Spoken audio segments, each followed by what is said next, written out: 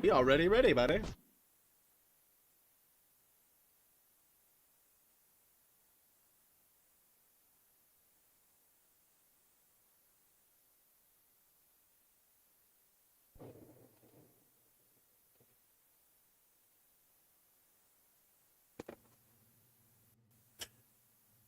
No, stupid. Oh, it's working. Oh, it's working. Wait a minute. Wait a minute.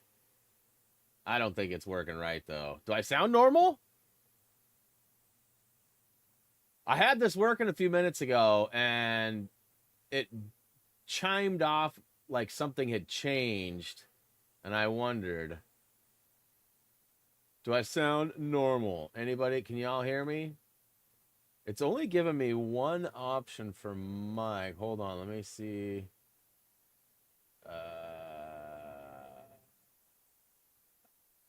Yeah, it's really weird. My mic is plugged in. It's working. I wonder. So this is even weirder. It's actually telling me it's using the camera mic, but it's using the mic. I sort of forgot about this the other day, and about 30 seconds ago, I was like, oh, yeah, my mic. And I feel like I need to fix that. I'm going to have to do some revamping in the next couple of days. That's all right, though. We got some time. The holidays are here. Wife is home. Not a full stream schedule happening right now. Maybe never again. No, I'm just kidding. We should get back to that soon. Happy holidays, though. I spent my Sunday on a boat floating down the Willamette River in Oregon.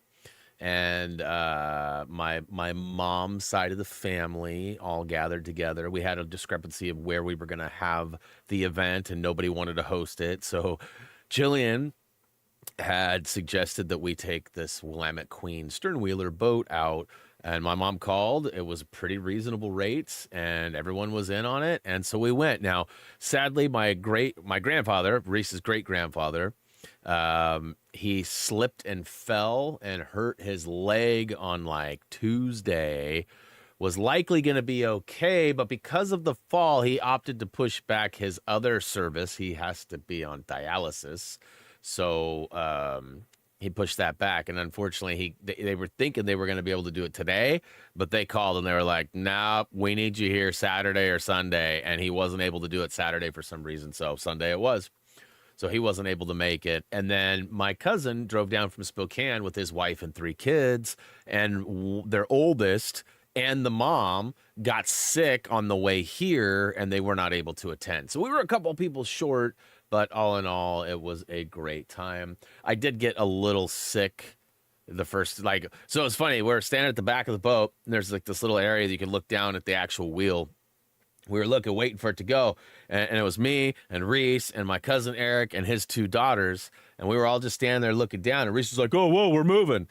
And I'm like, "No, we're not. The wheel's not moving." And I look up, and the boat had like some sort of air recorrection, like the steering wheel. Like all of a sudden, we start going, and I'm like standing there going, wait a minute, this isn't moving, but we're moving. And what is happening? And my whole body just went, and for like the next 10 to 15 minutes, I was like, I don't think I'm going to make it. I think I might have to get a life jacket and swim to shore.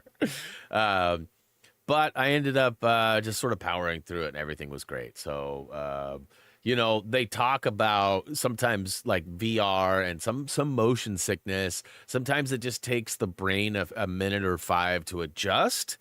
Sometimes it doesn't adjust, though. So that's my biggest worry. But hey, appreciate that, Brian D. Right back at her. Let's see here. Let's go ahead and jump.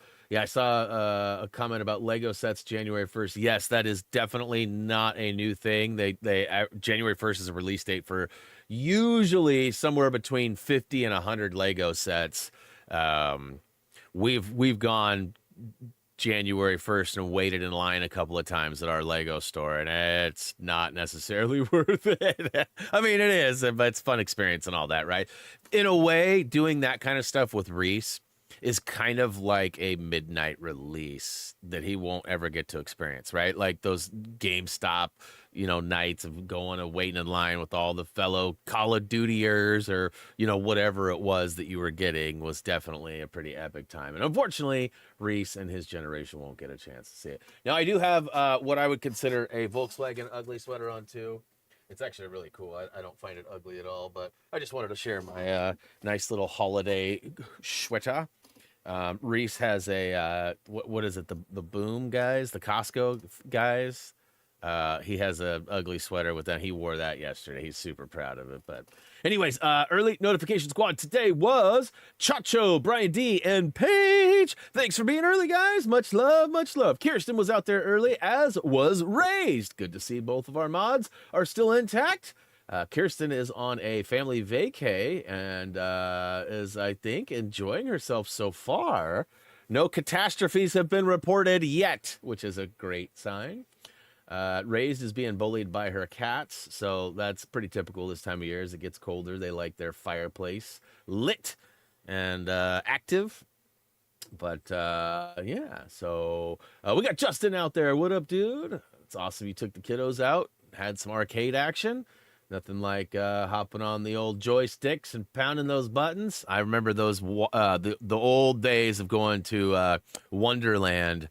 I don't know if you guys have Wonderland where you are, but I know Justin feels me on this one. It was a nickel arcade, and they had all sorts of games, usually most of the good games. Not always all of them, but most of them. And they had like a reward system. You could play skee ball and things like that and get a bunch of tickets and prizes. And they had like whoopee cushions and all sorts of things, goofy stuffs.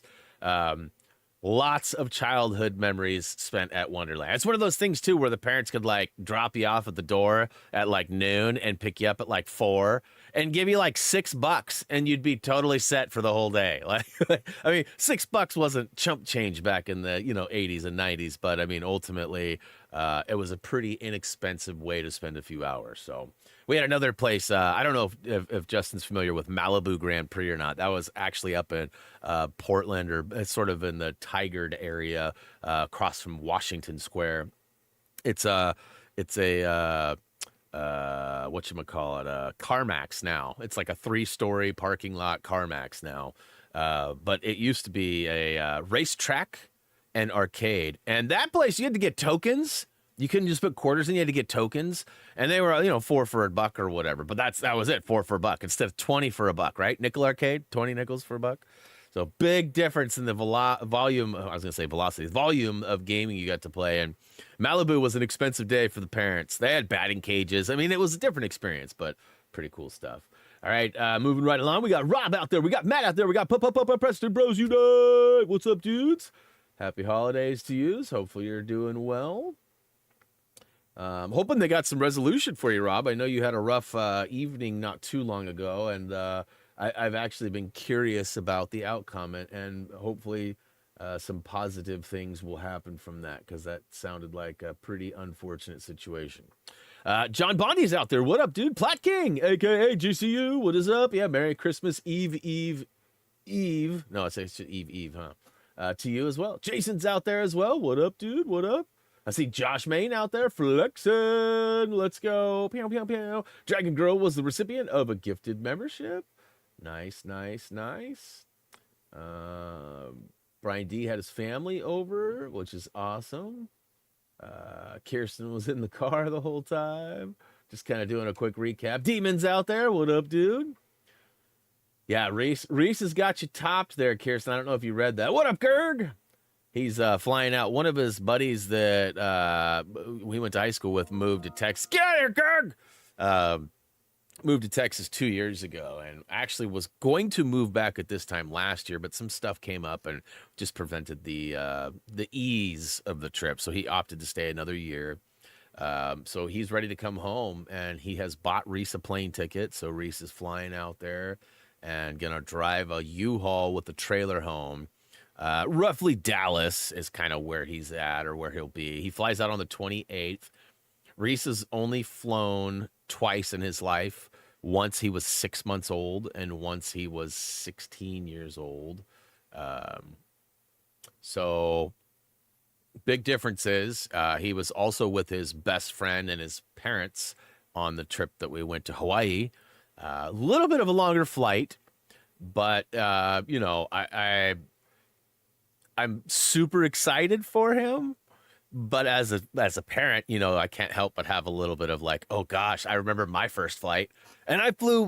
Fun fact: when I was 12 years old, my grandfather, who actually fell and wasn't able to make it to the trip yesterday, he actually used to live in Florida and in Orlando. And when I was like 12, 13 years old, he wanted me to come see him. And he offered to buy me a ticket to come fly out there. And I was like, yeah. And then I was like, wait, I'm flying by myself? And of course, there was layovers and things like that. And I don't remember what airline. I want to say it was Delta. But, you know, they have programs where they sign you up. And I don't think Reese will need a program. He's old enough to figure out and navigate through these things. He's a smart kid. But you know, they hooked me up with like a flight attendant, and you know, she sort of was like my chaperone for the flight. And then once we got to the layover, she took me to the spot and tagged out, you know, high five to the other person, and the other person took me from there. And then we went and flew to Florida. When I got to Florida, my grandpa was there. So, you know, but it's kind of a scary experience. And again, big difference. Reese is going to be 20 in a couple weeks, and I was 12 or 13. I think I was 13. I want to say I was 13, but anyways, long time ago. Dragons out there. All right. You're welcome. Happy to help, and Merry Christmas Eve to you. Let's see here. My first one was to England. Oh my gosh. That would have been a long, crazy first flight. You know, as a kid, you don't, I mean, some do, but I mean, most kids are pretty excited to get in an airplane and get up there. You don't have the fear. You don't have like the statistics and history of watching the news and things like that, right? So you don't have that extra fear. But all right, Chacho, tell your mom I said hi, Merry Christmas, and enjoy your food. We'll see you in a bit. All right, so seasonal specials. We've got a couple here. In fact, for whatever stupid reason, well, none of these are showing done now. Well, that's okay. So there's this thing where, like, if I were to start this right now, watch. Starting this job will reset progress of other seasonal jobs. When I started this one, it told me the same thing. And these two were done. So there's definitely a programming error that happens with these seasonals. Because you guys know I did the Halloween. You guys know I did the cruise ship. And when I started this one, it cleared these two. This one was cleared probably from doing the Halloween one or something. But that's really weird. That's an updated report because I don't even think I realized that. Resume job. All right, so we've got two areas. We've got Santa's Workshop we're going to do as well. Boy, movement feels really slow for some reason. I haven't changed anything. All right, that's better. I was crouched. Okay. So, Dirt Fighter, I can't even begin to imagine the extent of moral decay. Presenter told them. Okay, so basically, this is an ice skating rink, if you didn't catch the name of it. These are those little, like, wobbly things that you can jump on at, like, you know, playgrounds, parks, and things where you can, like, wobble back and forth. I don't remember what they call them, but they're like little penguins. Little penguins. Started the Halloween yesterday. Nice. Yeah, have you already done this one, Brian? This one's free. You just got to go to the... I actually was... I found it right here. I literally went to the PowerWash and I dropped down, and right over here above my played time, there was another DLC for free holiday. So it should just be free. You should be able to snag it up. If you're wanting to grab it, I mean, no pressure or expectations, but if you're wanting to check out the holiday, then you're welcome to. Did I get this one already? I must have, because it looks like it's 0. All right. So I figure this one's going to take probably a half hour, 45 minutes, you know, maybe a little bit longer, depending on if there's any, like, slatted fences somewhere or something like that, but... From what I could tell when I ran around looking for the thumbnail shot, I definitely didn't find this to be very big. Chacho has also warned me that this is going to be a fairly short level to complete. So, But Santa's workshop is pretty big, and I plan on getting that done too. So yeah, game break is a week from tomorrow. There's a possibility, I am hoping, I've got my fingies crossed, that Friday will work out and that I will be able to get a team to play some Apex. They got the Holiday Express going right now. I'm not sure that's going to continue through Friday, but I'm guessing it will. So it's that limited time mode where there's like the train going through and you can hop on the train and there's like extra sweet weapons there. And I'm sure there's some other things that I'm forgetting as well. But I'm hoping that it'll work out for Nom, which I have not seen. There are no trophies for the free DLC. So no, unfortunately, there are no trophies for this DLC. All of the paid ones come with, 4 to 6 or 8 trophies, but all of the free DLCs have been trophyless, which I sort of respect. I feel like there's probably some sort of process that you have to do to trigger trophies, and I don't know if it costs money. You know what I mean? Like from a programming standpoint, it takes time. So if you got a programmer and they're already designing this level and everything, how hard would it be to throw in a trigger point to trip that trophy? But there's also probably the Sony side that probably has to go through some, and I don't know. That might be a free thing, and that might be like it may cost $1 million per trophy. I don't know, because obviously in a way you're like renting space, because like the PlayStation recognizes the trophy, the Sony servers are hosting your trophy progress and status. So there may be some sort of a rental or a fee that comes with those. I don't know. So when you put out a free DLC, you may not want to have to pay Sony, and that's just a hypothetical. That there's no real evidence that supports that. But like the video game trailers that you see on like video game awards and things like that. You'd think that it was all just like fun marketing. You'd think that the people who are hosting the award show would be like, yeah, we're going to drive more traffic by having these trailers. So we'll just get people to give us their trailers. No, they actually get paid to run those trailers. So, I mean, different shows charge and do different things, but like the Video Game Awards, I've heard charges a very minimum of $100,000 to run a trailer.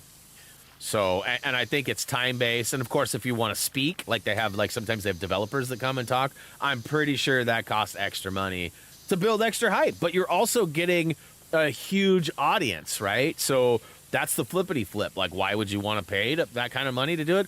I mean, $100,000 for the reach you're getting might be pennies on the dollar in the video game industry. I don't know what the best way to market a game is. I know how they do it, but I don't know what the best way to do it is. But, something to think about as far as DLC and trophies and things. That's kind of always been my take on it. Again, there is no evidence. I've never talked to a developer that said that.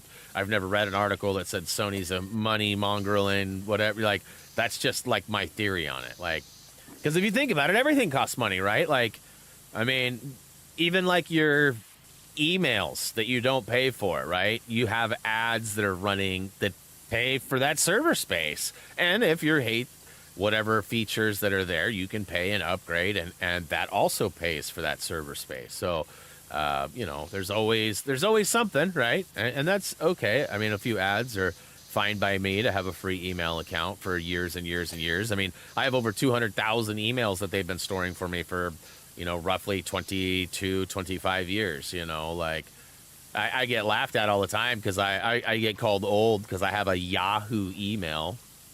And they even took shots at people on a show that we watched. We watched a Superstore show the other day, and they were like, "Oh my God, he's so old. He's got a Yahoo email." And I was like, "Oh my, does that mean that I'm super old?"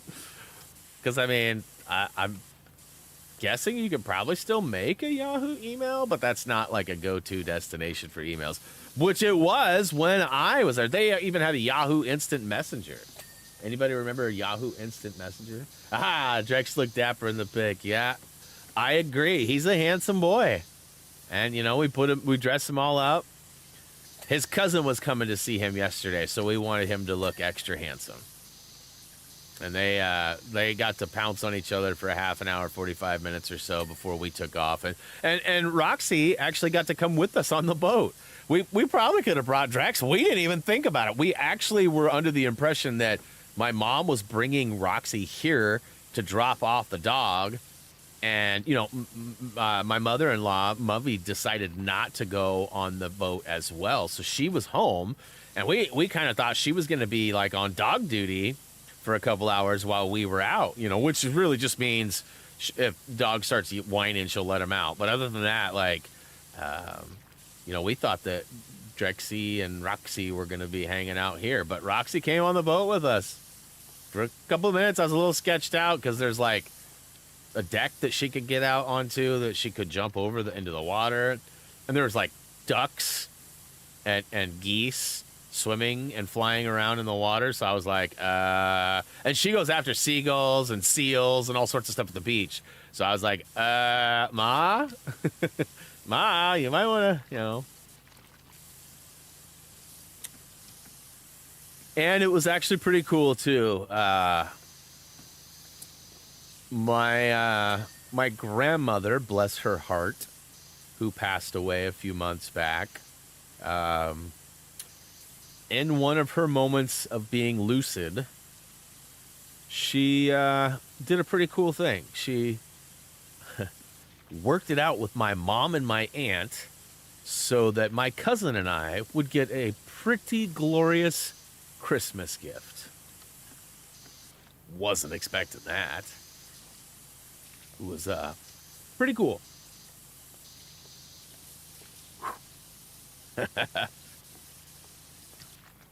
Anyways, so it was a nice surprise. Big surprise. Big surprise. Still use Yahoo. Nice. I'm not the only unk in the building. For the for the old people out there, the term unk is now being used to refer to old people. So like Reese and all his friends call me unk. And actually their friend just turned 20. He's the oldest of their group. And everyone's been calling him unk for well, and some other pretty aggressive old arse something, this and that. But 28K unread. Holy cow, Jessica. Mine are all red, but because I hate that notification, right? That little tick, that little mark. Hate it. But I have over, let's see, I think I can see right here. 289,829 emails, currently 2 unread. And I just read them both, so 0 unread. Unk is better than Grandpa. Yeah, I don't disagree, Brian. I don't disagree. Knowing that they basically mean the same thing to this younger generation now, it's all the same, I suppose, but...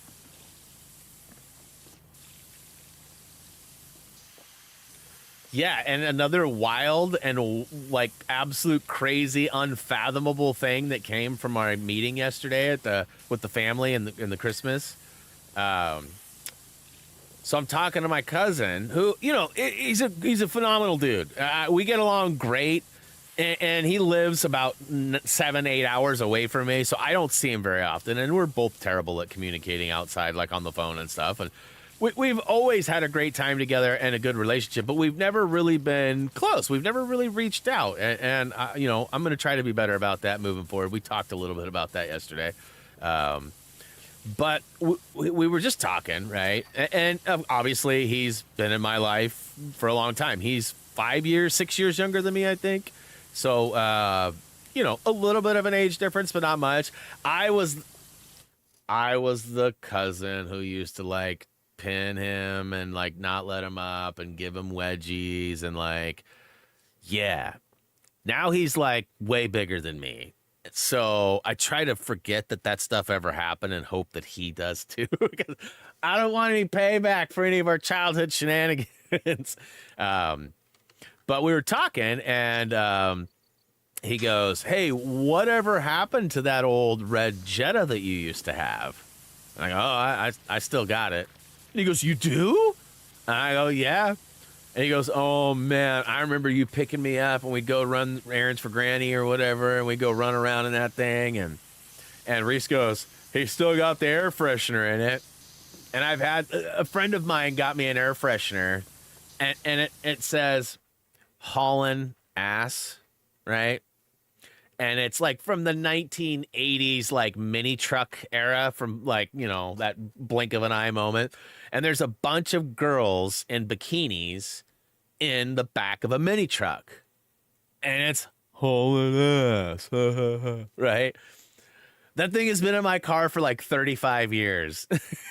And so Reese brings it and goes, yeah, you still got the air freshener hanging in the... And Eric goes, are you kidding me? The same one? The one? Is it the one I'm thinking of? I'm like, oh, the one with the girls in the mini truck. And he goes, oh, my... And he looks at Reese and he goes, your dad used to pick me up when I was little.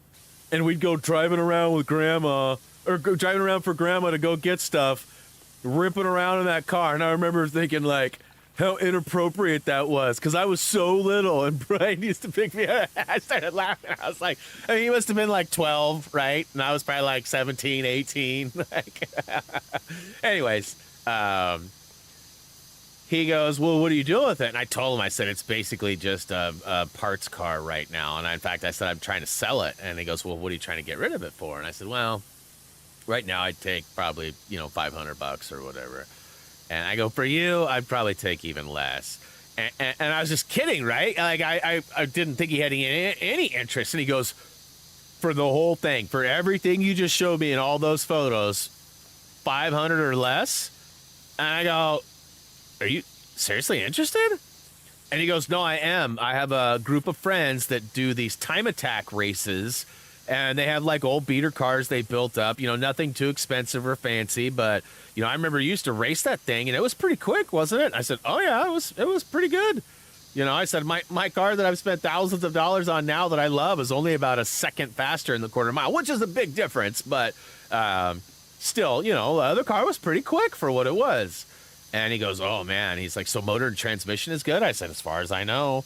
And he said, well, what was wrong? Why? And I told him, and he's like, okay, that seems pretty fixable. And I said, oh, yeah, absolutely. And he goes, why didn't you do it? And I said, well, Reese was too young to get started on it, you know, when I was ready. And then we held on to it, and then he kind of lost interest, and now it's just sitting there. And so he's like, I'm going to talk to my wife about it tonight, and I'm probably going to get a trailer and trailer that thing home. And I told him, I said, bro, if you're really serious about it, and you really genuinely are going to do something with it, I said, you can just come and pick it up, and you can have it. I'll just give it to you, man. I mean, your family, you know the history of the car. You used to ride around in it. You're going to do something with it. Like, I'd much rather give it to you than make a few $100s at a junkyard or selling it to some stranger.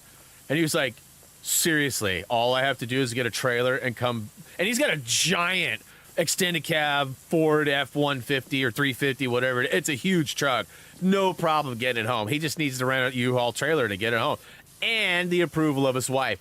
But the funniest part about all this is we're sitting there, and his 11-year-old daughter, I'm pretty sure she's like 10, 11 years old, she hears this whole conversation. Now, keep in mind, probably don't remember this, but I did mention earlier, his wife and his son, were sick and were not able to attend. So they weren't there. And the daughter goes, Mom's going to say no. You have to get rid of one of your Jeeps if you're going to bring another car home. You know that. And he goes, shh, you, shh. And I started laughing. I go, well, you got some other projects now? He goes, yeah, I got 2 Jeeps that have just been sitting there for a few months. I was going to do something with them, but I haven't really made any progress on it yet. And I was like, oh, cool. Well, you got space for the Jetta too? And he goes, oh, yeah, we'll find room. And I go, you got a bunch of property up at your spot or what? He goes, no, we live right in the city. I was like, oh, no. He started laughing. He goes, yeah, I'm that guy. I was like, oh, no. Parky's got cleaning up there. All right, yep, we're working on it. We's a working on it. But, yeah, so I might end up, you know, as you guys know, my wife and mother-in-law have been really ready for me to part with that car for 15 years or so. And I've been ready to part with it for about a year, maybe 8 months. And so now I've got it available. If somebody wanted to buy it, I would sell it to them. But I mean, like I said, it's more or less a parts car. You'd kind of have to be somebody that's really handy and capable of working on things to get it to run again, or to swap it off and put it into another project, which is what my cousin wants to do. He wants to take the motor and transmission and get like an old Rabbit and put it in like an old Rabbit or something small like that, you know, a GTI, Rabbit, Golf, something lightweight that this motor would really benefit from. And of course, if it's a Volkswagen, it'll fit right in there, no problem. And most of the wires will cross right over and plug and play. I mean, there's going to be some wire splicing, but because I did it, I went from a 8 valve to a 16 valve, which doesn't sound like much, but it's a completely different setup. So I had to get a bunch of wires adjusted and new plugs put on, and I did it all myself. And then we couldn't get it to run, so I had to take it to a shop to have them fix it. Turns out it was missing a ground. That's all it was a stupid ground. So they grounded it, and it worked. Hey, what up? Yes, that's a lot of emails, huh, Race? I mean, that's like my whole career. Career of emails, that is. I did have another email with Yahoo before. It was before my SOCOM days. So ironically, it's funny, this was not planned at all, but my Jetta that I was just talking about is a Mark II, the second generation, the Make II. Back in the early 90s, mid-90s, the German code for it was actually A1 and A2 were the codes that were out there. So I had an A2, right? So now it's a Mark II, but back then it was an A2. And so I had an A2, it was 85, no, what was it? 85 A2 16V. I'm sure that email doesn't exist anymore. I haven't logged into it in 20 something years, but yeah, like when I was going to college, that was my email because it was a representation of my car. Because it was, you know, an A2 16 valve, which there weren't many in situations, because I had a swap. Not many people had done swaps like that back then. Now everybody's done that swap, and that's not even a good swap anymore. That's a weenie swap, but mine was free, so. Mom's boyfriend with 12 bucks interested in your roof rack. Okay. Yeah, I'll talk to my mother-in-law about it. Like I said, it's missing a couple of like components, but it's original. So like the little, it's got metal, like metal feet, right? 4 prongs, we'll call it. They're like, they have like without sounding phallic or anything inappropriate, they have like a knob at the tip. I know, okay? But this little knob at the tip is like there's a rubber suction cup that went onto it, and the way that I know it's getting worse with my hand gesture. I'll just stop. But yes, we don't have any need or use for it. We'd love it to go somewhere that would be used. Like 20 years ago, my mother-in-law like gave it to me, but I realistically, I never accepted it. I've always considered it to be hers. So I will ask her about that and see what she would like for it, if anything. And you know, honestly, she'll probably go, just get it out of my garage. That's my guess. I could be wrong, but she'll probably, you know, because we have a really stuffed garage and we're going to be doing a remodel here pretty soon. It's getting closer. We're actually talking about blueprint changes, and I had a big meeting with my stepdad, who's a contractor. I'm supposed to meet with a friend this week who's also a contractor to talk about blueprint development or additions, because we have a blueprint for this house, but we need to get it digitized, and then we need to be able to add on to it. And how did I know John Bondi would swing in for the home run? Oh boy. What am I going to do with you, Mr. Bondi? I know what I'll do. I'll laugh at the mid to terrible jokes, because we seem to have a similar sense of humor. All right, so we are 27%. So this is going a little bit slower than I thought. And I don't know if it's because I'm flapping my yapper. I mean, I didn't even think about that. See, and again, it shreds super hard, but I almost like the yellow better because it doesn't leave like the streaks or the mist spots. It does shred pretty hard though. just feel like that is so complete. And it's so simple, too. Like I always talk, the difference in the sound of versus so much more intense.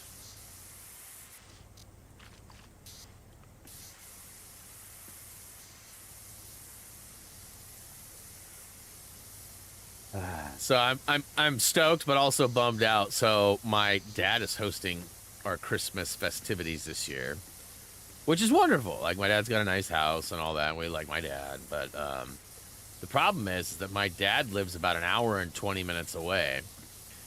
I guess the last, 30 years?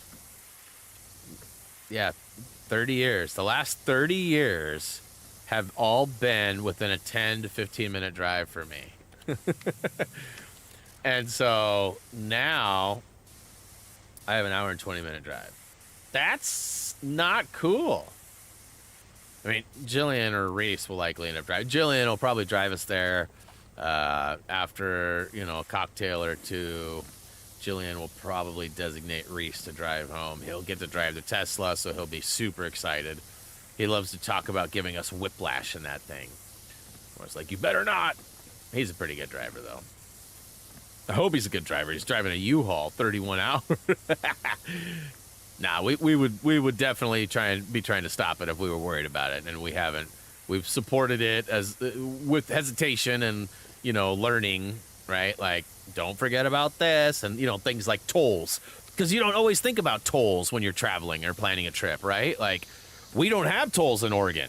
Like, we don't have any bridges or anything. In fact, there's a bill that's trying to be passed right now that might bring its first toll to Oregon, because as far as I know, we don't have any anywhere in Oregon. I could be wrong. We could have one somewhere, and one may have popped up in the last 6 months or something that I'm just not aware of. But historically, Oregon does not have tolls. We have a pretty high tax for all of our property tax and stuff, and a lot of that fundage would come from that historically. But they're trying to offset that a little bit because property taxes are getting pretty high here in Oregon. We don't have a sales tax, and most people don't want a sales tax, so most of our taxes come from the other stuffs, mainly homeownerage. Yellow nozzle is the best. I agree. Yeah, I mean, triple red shreds, like, if there's anything that's, like, super caked that needs a bunch of removing, that's the way to go. But, like, if you're just, like, up close and personal like this and it's just standard dirt, then it's, wife must be home. Sounds like Drex is going nuts down there. Oh, yeah, he is. Get up, Drex! But yeah, so it's going to be kind of a short gathering for us and my dad's, though, too, because one of my uncles has made plans to go to his daughter's husband's side of the family. And my other uncle is, he just got back from Germany like 2-3 days ago. And so, they were there for like 3 weeks or something like that. So there's definitely some adjustment time that he'll need to adjust back to, Oregon hours versus German hours. And I don't know if they're going to make it or not. I'm guessing they will, but I'll get to see both my brothers, and I'll get to see my little nephew, Luke. We got the dopest ornament. It says, hi, Auntie and Unky. And it's little Luke's face just smiling big as can be. It's one of the greatest photos I've seen of him. We also got a pretty sweet Christmas card, too. But I feel like yeah. So Reese is starting to get a little nervous, too, because it's almost Christmas morning. And as you guys know, we always have something planned for him. And, yeah.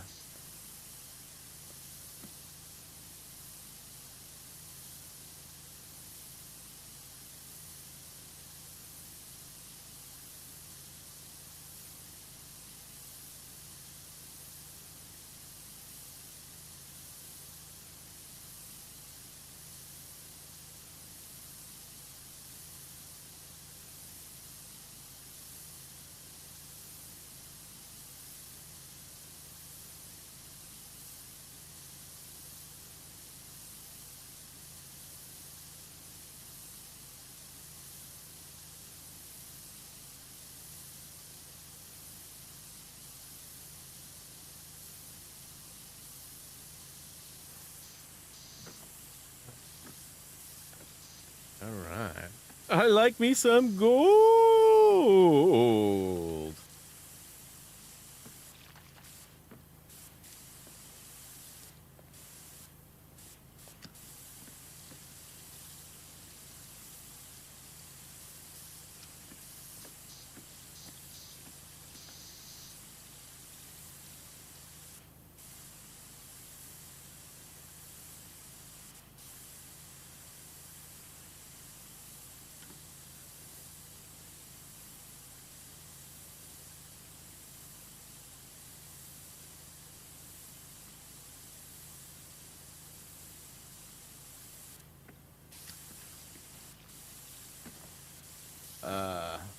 No, no, no, no.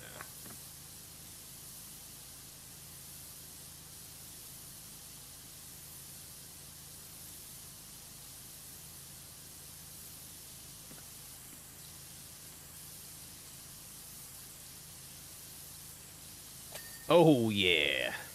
Ring. So, speaking of holidays, I heard some things the other day. It's been going, I've seen a lot of news outlets talk about it, so I'm guessing it's maybe true.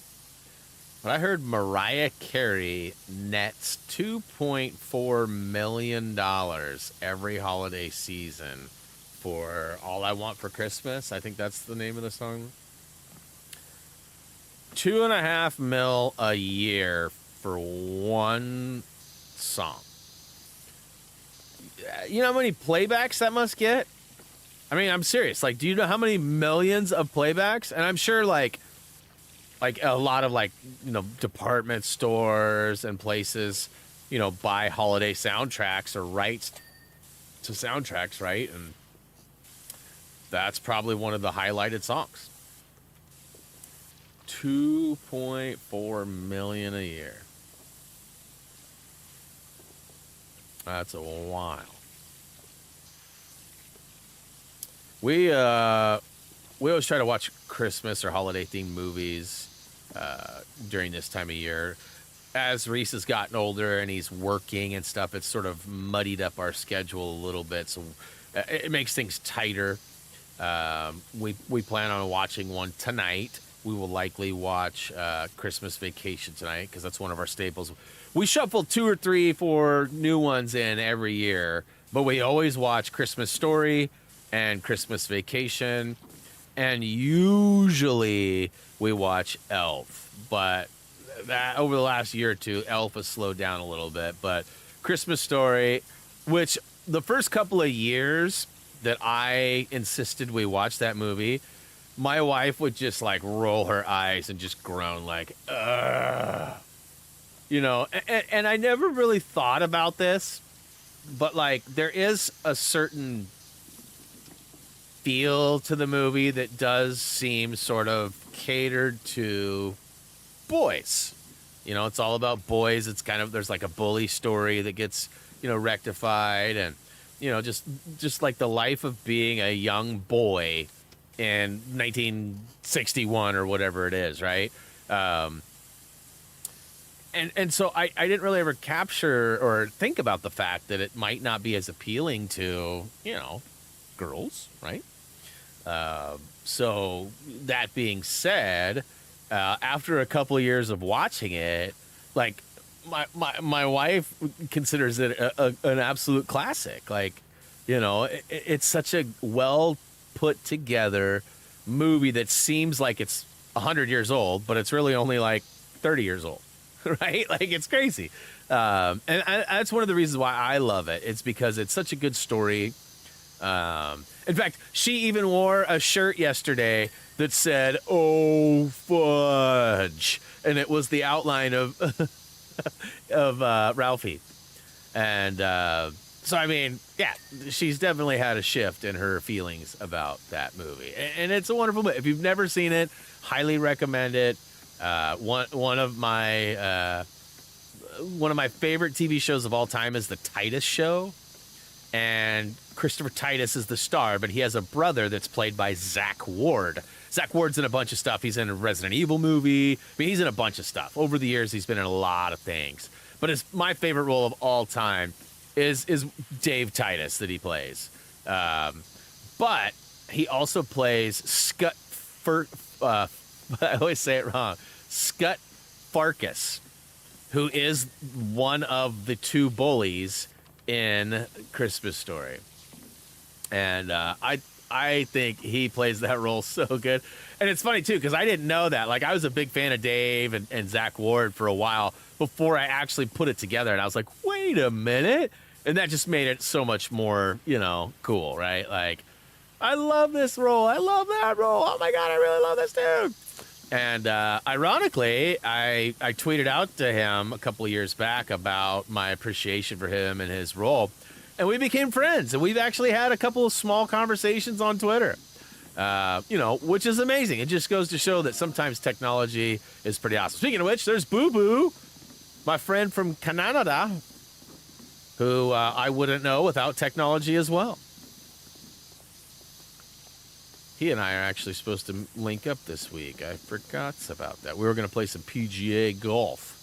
He was going to whoop all over me because I haven't played a golf game since like everyone's golf or whatever. Like, and that's a different kind of golf game. It's a golf game, but it's a different kind of golf game, right? Like, it's a little more arcadey and easy, a little less learning curve. But I watched the second. I have. Did you know there's actually another one too? Does not have the same cast. It's like it's called like A Christmas Story something else. There's another one. We found it last year. I think it's actually A Christmas Story 2. I think is what it's called. And it's like the same type of feel, but I don't think we've ever watched it. We saw it, we were like, no, let's watch the new one that has the real Ralphie actor as an adult with his kids. And another movie that's really good, if you're looking for a new holiday movie to watch, 8-Bit Christmas. It's a story that Neil Patrick Harris tells his kids about when he was young, how he would have done anything. Like nowadays kids want iPhones and iPads and like those kind of things, right? But when I was a kid and when Neil Patrick Harris was a kid, the Nintendo Entertainment System was the end-all be-all Christmas gift. You didn't want anything but the NES, right? Like, and so he tells a story about how he would do anything to get it. And it's actually really fun. It's on HBO Max for sure. It might be on some other places too, but if you get a chance, 8-Bit Christmas. And it's called 8-Bit Christmas because the NES was an 8-bit system. Wait. Have you watched the second one? Ralphie was Iron Man? Ralphie was an Iron... I did not know that. Let's see here. Who did he play, John? Yeah, I'm curious. I want to know.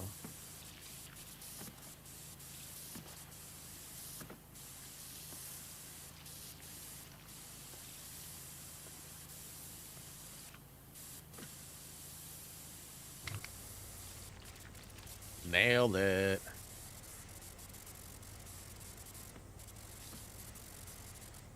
Yeah, so I'm excited to watch another Christmas movie. I mean, Christmas Vacation is by far my all-time favorite. You serious, Clark? I mean, there's so many good lines on that. Oh, man. It's a honey of a tree, Clark. I mean, I might be a little biased. Cousin Eddie might be my favorite character. But also Chevy, I know in real life Chevy's been depicted as like a really tough cookie, like a hard person to work with and deal with. But, his roles, his acting, I mean... some of my favorite movies are because he's in it. I love Fletch is like one of my all-time favorites. And most people haven't even ever heard of Fletch before, but it's great. I just love the synth music and like there's so many things to love about Fletch.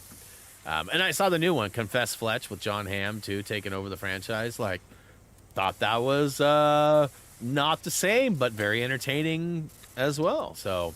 I hope that John will do more of those. It's my understanding that he bought the franchise. You know how like people have been doing that, like Tom Cruise bought Mission Impossible, and like I mean that's what I've read or heard anyway. So like these people are buying franchises. What's her name? Got Barbie. I don't know if there will be more movies or if that was a one-off, but I feel like it did so well, it would be kind of silly not to do more. But I don't know what stories you tell, right? Christmas Vacation 2. Yes, Eddie's Holiday. Likely the worst movie maybe ever produced. I bought the DVD, watched it, and then immediately gave it away. I'm serious. I have like 2,000 DVDs. That one didn't make the cut.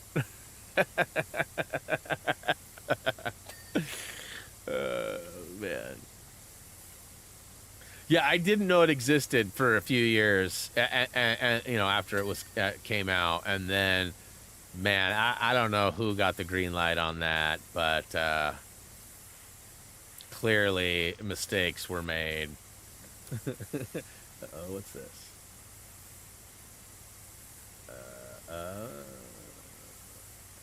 Okay. Is he the one on the right or the left? Looks like the left. It's hard to tell in that photo. But yeah, he's a fun dude. I don't know that he's been in much else, but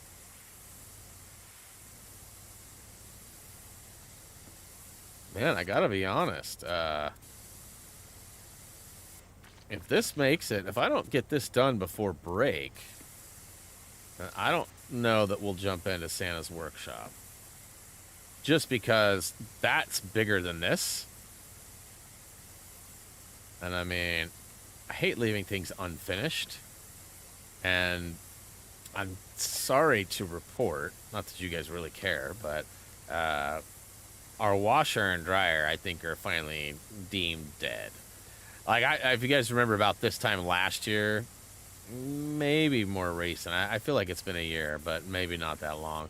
We bought a bunch of parts, and I basically replaced every part on our washer, like the sensors, the tubes, I mean, you name it. If you could buy the part, I found a listing of. Clearly, my wife is home now. He must have been barking at something else earlier. But yeah, I got a list of all the parts, and we started just going through them and buying them and replacing all of them. And we spent probably $200 on replacement parts, which was way cheaper than a new washing machine or dryer, right? But these things are like 16, 17 years old, and they're starting to cause the same errors again. So rather than go through all of that rigmarole and order more parts and keep doing it to limp these things along another, 8 months to a year, we are going to go buy a new washer and dryer today. So not super looking forward to spending that money. It's golf our money. Which is what I keep telling the wife. and we had a debacle. I think some of you probably remember a couple years back, I bought a drone. And the same day I bought the drone, I took the drone back. And I exchanged it for a different drone. Well, somehow in that process, they didn't fully exchange the drone. And it looks like I bought two drones, which we didn't. We didn't discover this until the 0% interest had expired, and we got back charged a ton of interest for not one drone, but two, because we were paying an allotted amount that would have paid the drone off in 12 months, which was 0 interest. But because there was two drones and two payments expected, and we were only making one, it totally caught up to us, and we had to pay like a lot of interest. Now, because of that, it also defaulted on our other items that were 0 interest that we thought we had paid off too. And so we ended up with full price of both drones plus interest on them, plus back interest on them and all other items that we still owed on. And so it became like what should have been like a $2,000 deal ended up becoming like a $6,000 deal.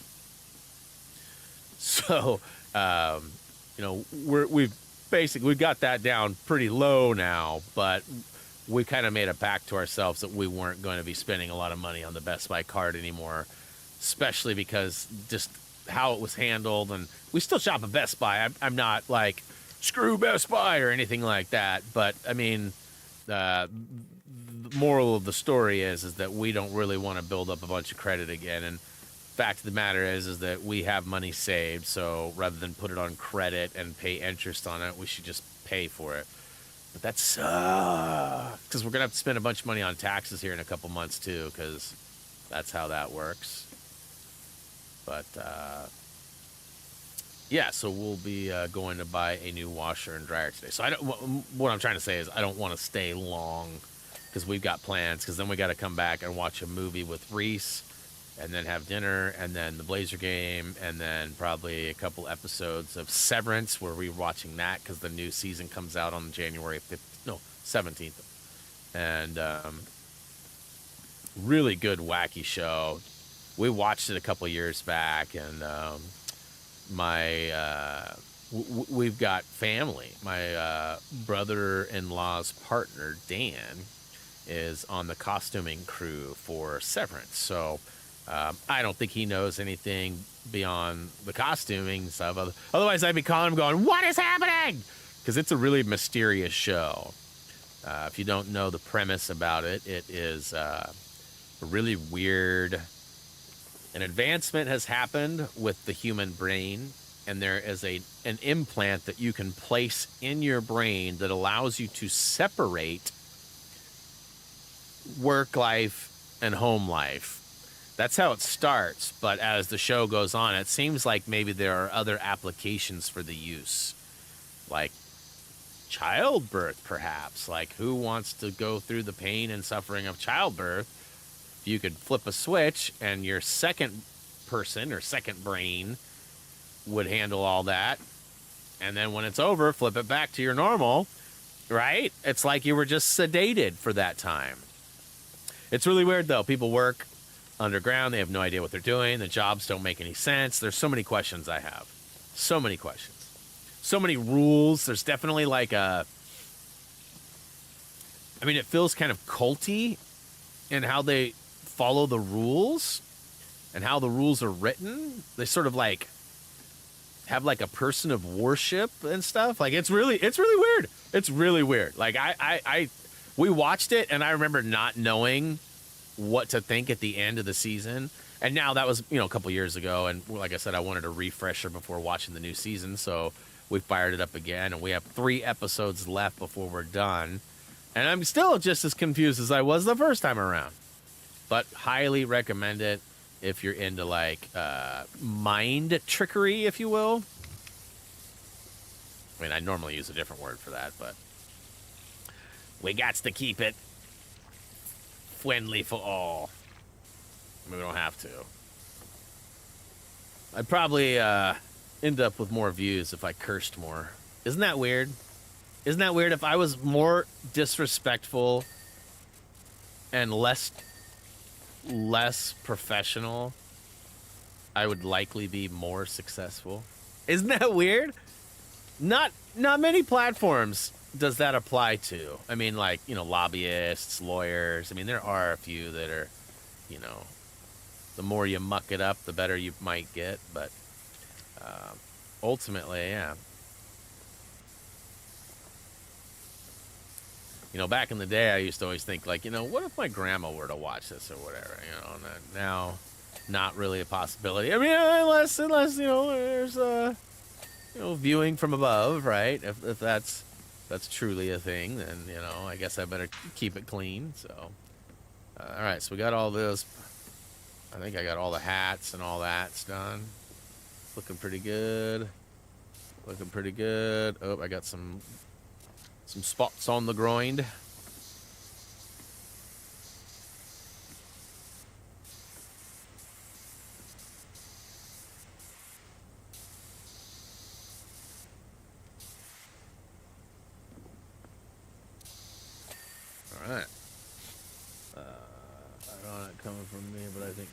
tracks for. I mean, if you look at the history of YouTube and Twitch, I don't know that I would agree with that, John. I do find that profanity and disrespect and unprofessionalism seems to get more. You know, I've always kept it this way. I'm not changing. This isn't like a debate or a question I'm asking. Like, it's just my sort of analysis over the 13 years-ish that I've been doing this. You know, especially when I see the streams and like all the famous people, like the big guys, like the big guys, you know, like Aiden and Speed and, you know, some of those guys. I mean, the more grimy, the more viewers it seems. You know, I don't have any analytics to back that, but that's truly how I feel. And, you know, like, if you look at our early stuff, you know, Jeremy is hilarious. Let me start off by saying that. Jeremy could literally take a quiet room and explode it into laughter at any given point. Super talented comedian, always had a quick, you know, zinger or something to drop to make people smile or laugh. But a lot of his stuff is highly inappropriate. And in today's world, I guarantee you, if Jeremy would have continued and he would have, like, a lot of our videos probably would have to become unlisted, or we would have maybe had reports against us for, you know, certain things. It's, you know, I come from a time, and some of us do, that, you know, comedy was kind of no holds barred. Like, anything and everything could be said, and even the stuff that shouldn't be said got said for the sake of a joke, not to drag people through the mud or make people feel inferior or bad, but just as a joke, right? I mean, even the simple stuff, like how many thises does it take to screw in a light bulb, right? Like, that kind of stuff is not okay anymore. Like, none of it's okay, like, right? So I feel like a lot of our early commentary could be questionable. Like, even my Grand Theft Auto small chronic break video that still exists on the channel that I watched the other day. I mean, I dropped the F-bomb in it. Like, I hadn't watched that video in 10 plus years, and I watched it just for fun, just as a joke the other day. And I was like, oh my God, I said the F word in it. What? You know, I look at the Lollipop Chainsaw video, the listing of it, my platinum trophy, the platinum trophy, like, you know, like some of the things that were available or you know, acceptable no longer meet that mark. So you know, there's part of me that's kind of glad things ended up the way it did, because again, we have over 4,000. In fact, I think it's like 42 or 4,300 videos on the channel now. Streams, guide videos, you know, uploads, unboxings, mystery mails, you know, 4,000 plus videos. And a lot of those older videos pick up a view or two a day, a week. And, you know, without those older videos, even like the Call of Duties and the Raymans and the Sly Coopers that don't get lots of traffic, still get traffic, and it all adds up, right? It would be terrible if I had to pull a bunch of those because of, you know, things that were said. Now, I've said, like, I have a Lego video where I talk about Mr. Tittles, and I make a comment that, to be fair, I thought was an honest-to-God fact. And after I said it and got criticized for it, I got really mad, and Google was like, what? Y'all are wrong, blah, blah, blah. And I went and looked, and I was like, oh, yeah, that, I guess that wasn't a thing. It was kind of like one of those Mandela effect things where I was sure, and I would have bet money, right? Would have bet money that I was right. But I wasn't, and now I've got a pretty questionable line. This, I mean, it's funny, but it's not funny, right?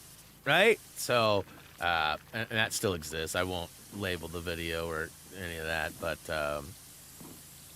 just one of those things where I'm glad that our whole catalog is pretty viewable, and there's probably some things on some videos that I haven't watched from like Jeremy from like Final Fantasy and stuff that are probably a bit much, you know, but nobody comments about them, so I don't know they're there.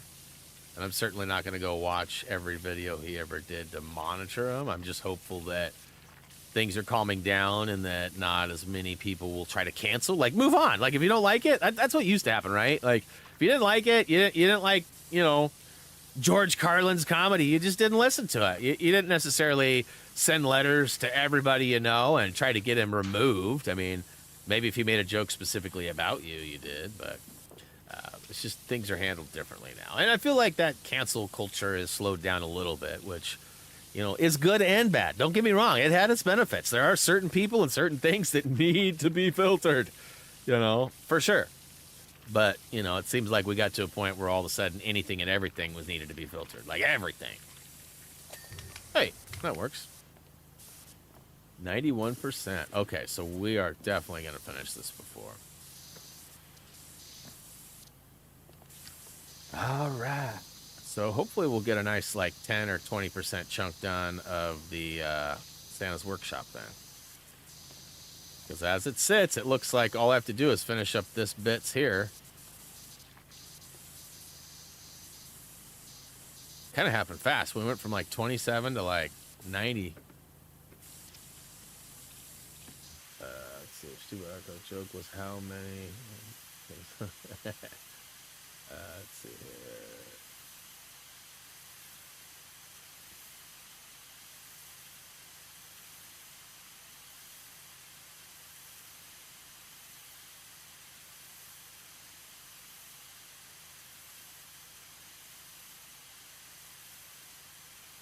Let's see. I gotta check something real quick, guys.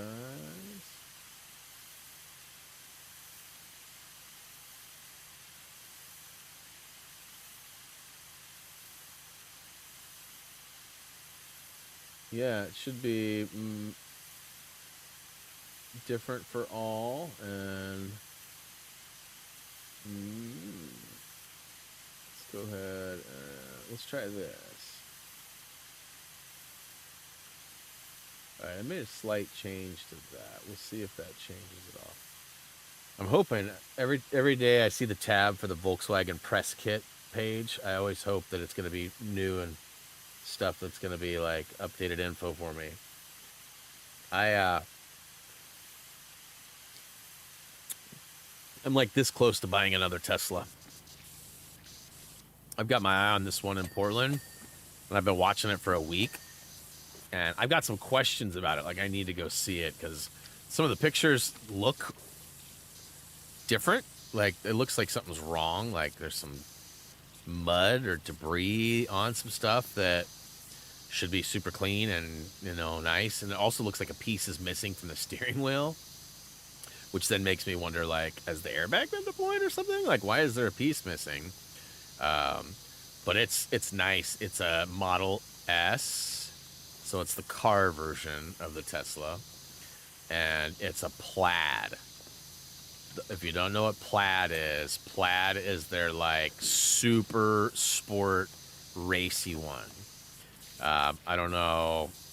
Roughly, it's rated at roughly 1,000 horsepower, and it does 0 to 60 in 1.99 seconds. 0 to 60 in 1.99. So, complete stop, 1,060 miles an hour. Like, it's like I have a friend that's got one that's not as fast as that, and he makes our other friend sick driving it. Like, he really makes him sick. It's too much for the internals. The G-forces are way too relevant.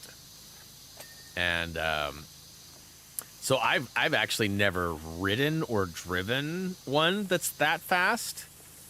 Like, it seems like it would, whiplash.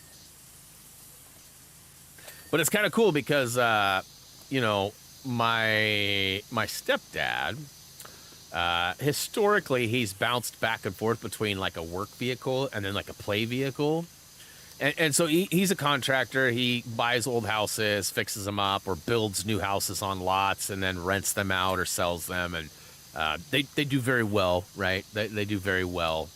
And so, you know, he's had all sorts of different cars over the years. And most of them have been like big, beefy, like, you know, extended cab, super awesome trucks or things like that. But he has had a Porsche. What was it? The Cayenne. He had a Porsche Cayenne. He's had right now. He's got a BMW i something. It's a really nice like hybrid SUV. It's pretty fast too.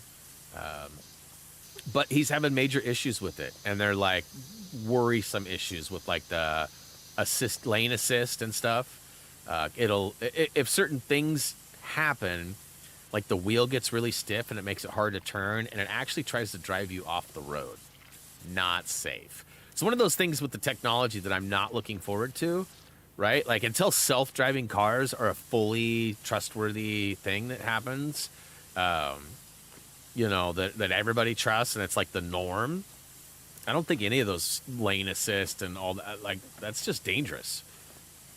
You know, if a leaf hits that front camera, does it like send the whole camera or send the whole car into a skid because it thinks that you've hit something? But really it's just a leaf blocking, you know, like there's obviously different parameters and things to look out for stuff like that. But ultimately, what determines that? And how does it know? And do we really want the trust in that? And I mean, in some cases, the trust of the computer is going to be way better than the human. In other cases, the human's probably going to be more reactive and better to decide those things. So, but anyways, he's been having major issues, and he now qualifies for the lemon law, so he can get his money back on the purchase. And so he's kind of talking about like, well, for the last 2 weeks, they've had my car, and so I've been driving my old work truck. And to be honest, like it's a really nice work truck, and I don't know why I need anything else. So I'm thinking about getting a fun car. So now we were like, I was bouncing all these things like, you need to get this Porsche 911, or you need to get this BMW M3 Competition, and, you know, like RS3, like, oh, here's this Tesla Plaid. We could all have Teslas, like, you know, and so like, it was kind of fun. Like, and he was like, we need to keep talking about this. I feel like we're not there yet, but we'll find, you know, the right cars. Cause the car I want, I might not be able to get the way I want it. And I don't know if I want it, you know, like, I don't know how it'll all work out. But, you know, it'd be cool to connect with him on a level like that. Cause historically, you know, it hasn't always been there, right? And that would be like a really cool thing. And Reese would be involved too, because Reese is going to buy the GTI and be super involved with cars and car shows and stuff like that. All right, so I clearly have like 1 or 2 more things. I got 4 or more things. Okay, here we go. Because I don't have the last three items yet. And is this going to be it?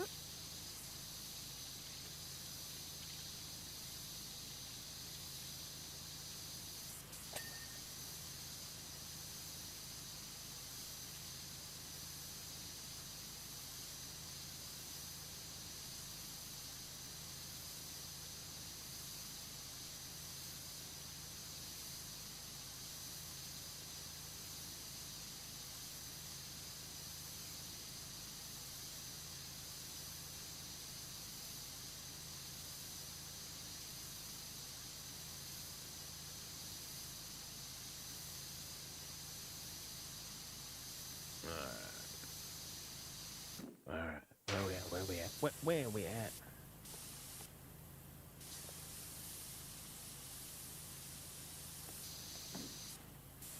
Man, I'm not seeing any. It's got to be down here. Nothing down low. I got like the bow and all that. All that's good. All that's good back there. Feel like there's some stuff on this or something. Ski slope's good. Penguin's good. Hat's good. Maybe some trees. Presents. I offered to help the wife wrap some presents the other day, and I sort of ended up with like the Reese pile, which was fine. You know, lots of various sized gifts and different shapes and sizes, and it was pretty funny. Like I was struggling pretty hard with it, and Jillian was laughing hysterically at every package I wrapped.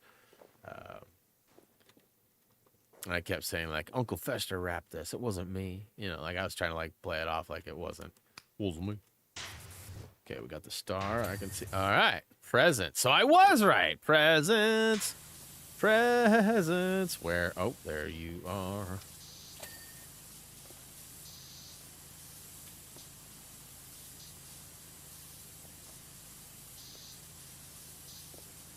Okay, so maybe there's another present somewhere. Oh no, they got him. Skiing penguin skis ×2. All right.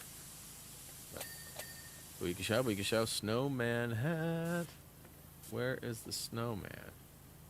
Do we even have? Do you even snowman? Arch top. I mean, that's not the snowman. Skiing gnome. Gnome. Snowman. Ah!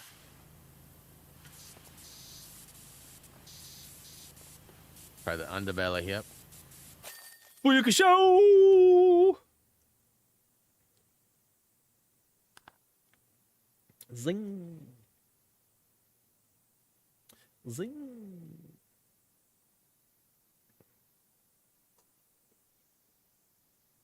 All right, restart job. No thanks. Santa's workshop. All right, so let's see if it erases my other one now. I gotta wait until I.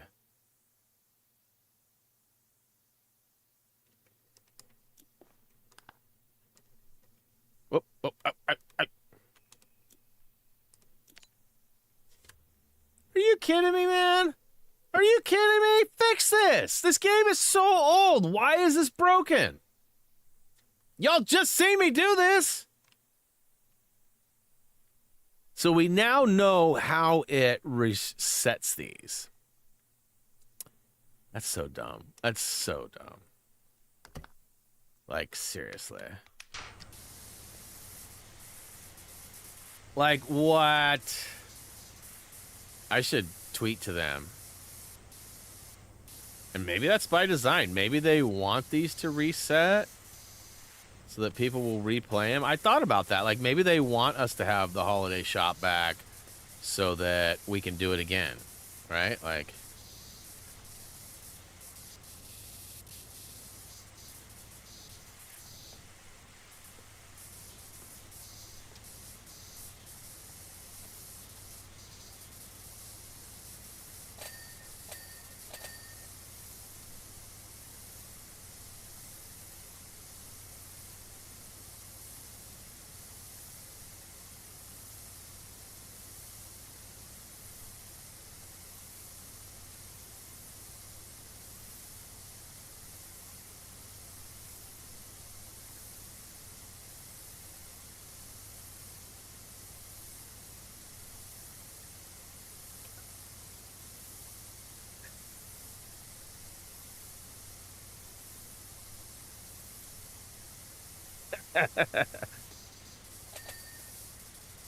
Lots of shoes, lots of shoes.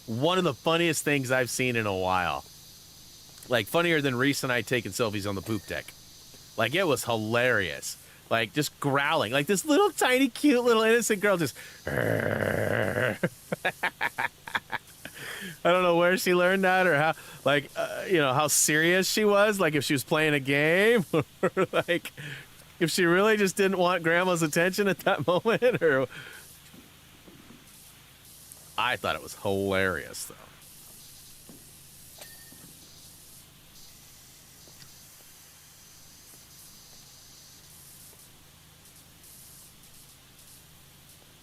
I feel like I've gotten in between all these cracks, but this wall is still here.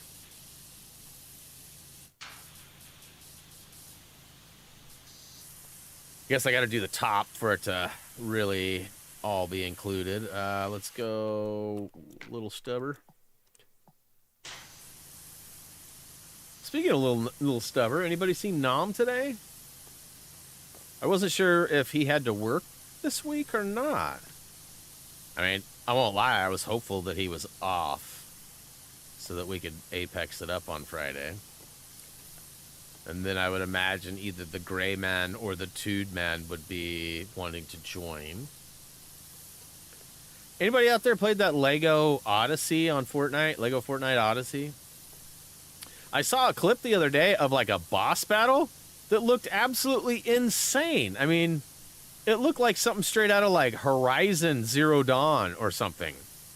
Like it was a giant something or other, and the Lego figures next to it were tiny. And I was trying to figure out, like, how hard is it to get to that boss? And like, is that like a 10-hour journey, a 5-hour journey, a 2-hour journey? Can we do it in a stream, perhaps? Is it like one stream for setup, or should we set it up for the stream? You know, like, I've got so many questions regarding that. I'm down to play it. I figure that people would like me to check it out, but being as I am somebody who is always providing guide information, especially with Lego stuff, I don't want to just like willy-nilly play it. Like, I want to have some purpose. I want to go after it. I want to beat it. I want to have like a squad that's like serious about it.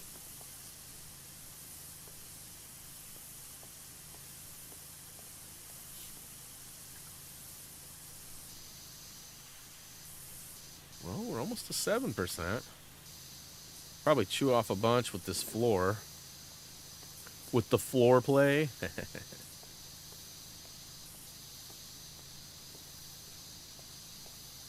Yeah, our Funko Fusion production is kind of on hold right now. I think I maybe told you guys this, but there is a potential error happening in one of the levels, and I reported it to them, and they're on break right now. They were going to look into it when they got back, but they were pretty sure it wouldn't get addressed until after the holiday break. So, I mean, I've got a bunch of videos that were unreleased, so I'm kind of playing catch-up in a way, releasing videos every day, but not adding new ones, because I don't want to progress if it's wrong.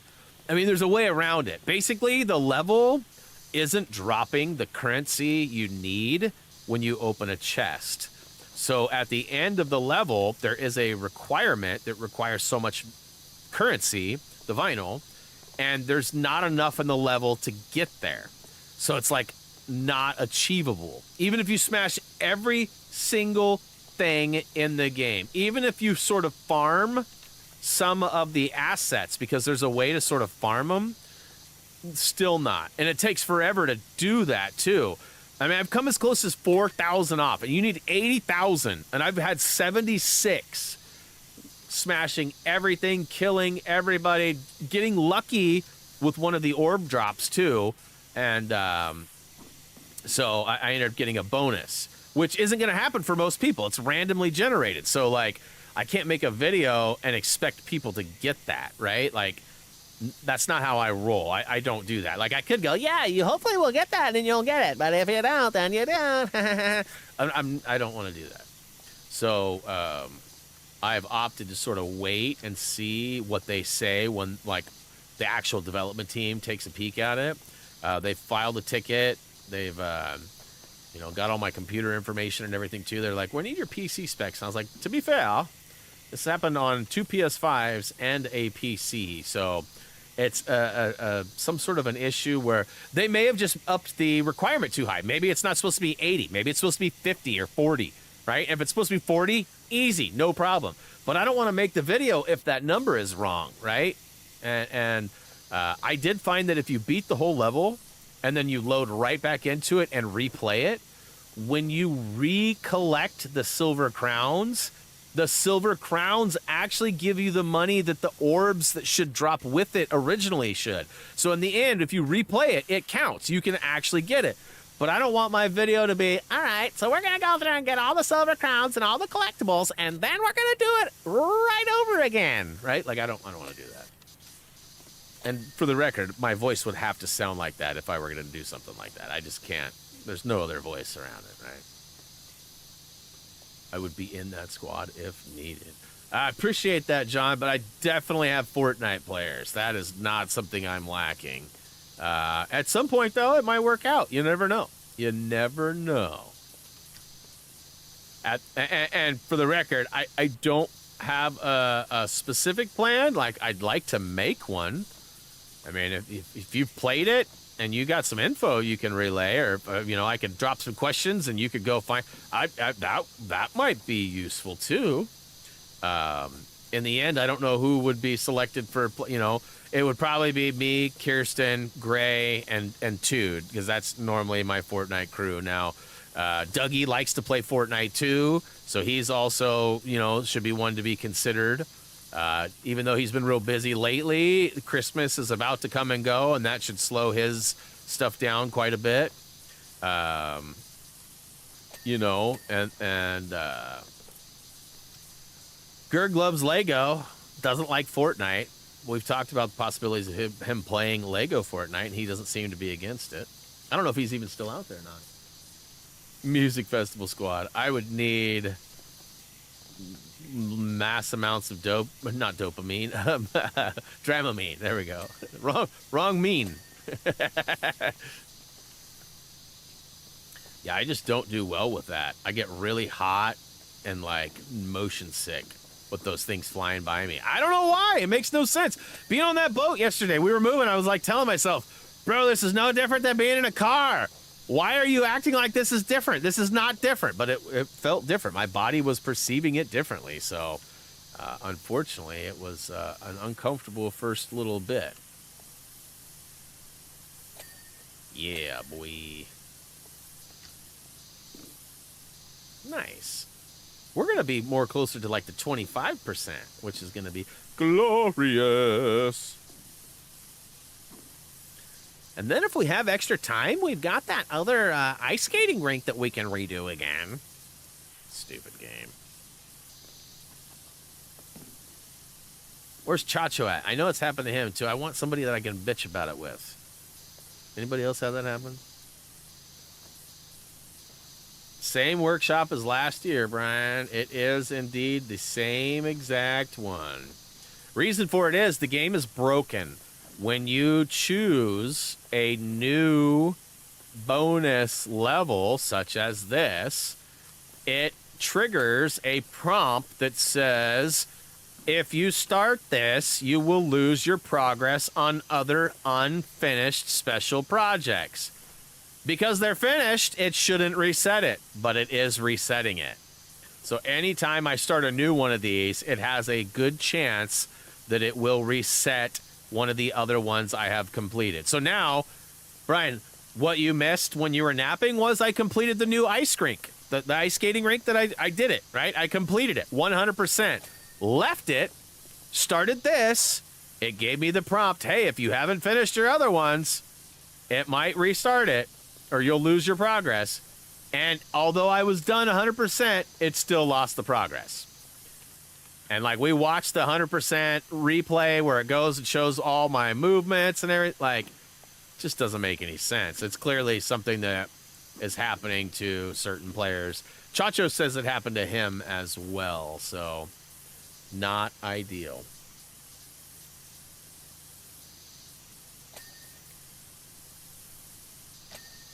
Yeah, so just be ready for that, Brian. It's very possible that if you do the ice skating rink, or let's say you finish the haunted house, Halloween stuff, and you want to play this one, it's possible when you start this one, it might void all progress to 0 on your Halloween one. There's a way to cheese an achievement for... I don't know. Not that I'm aware of.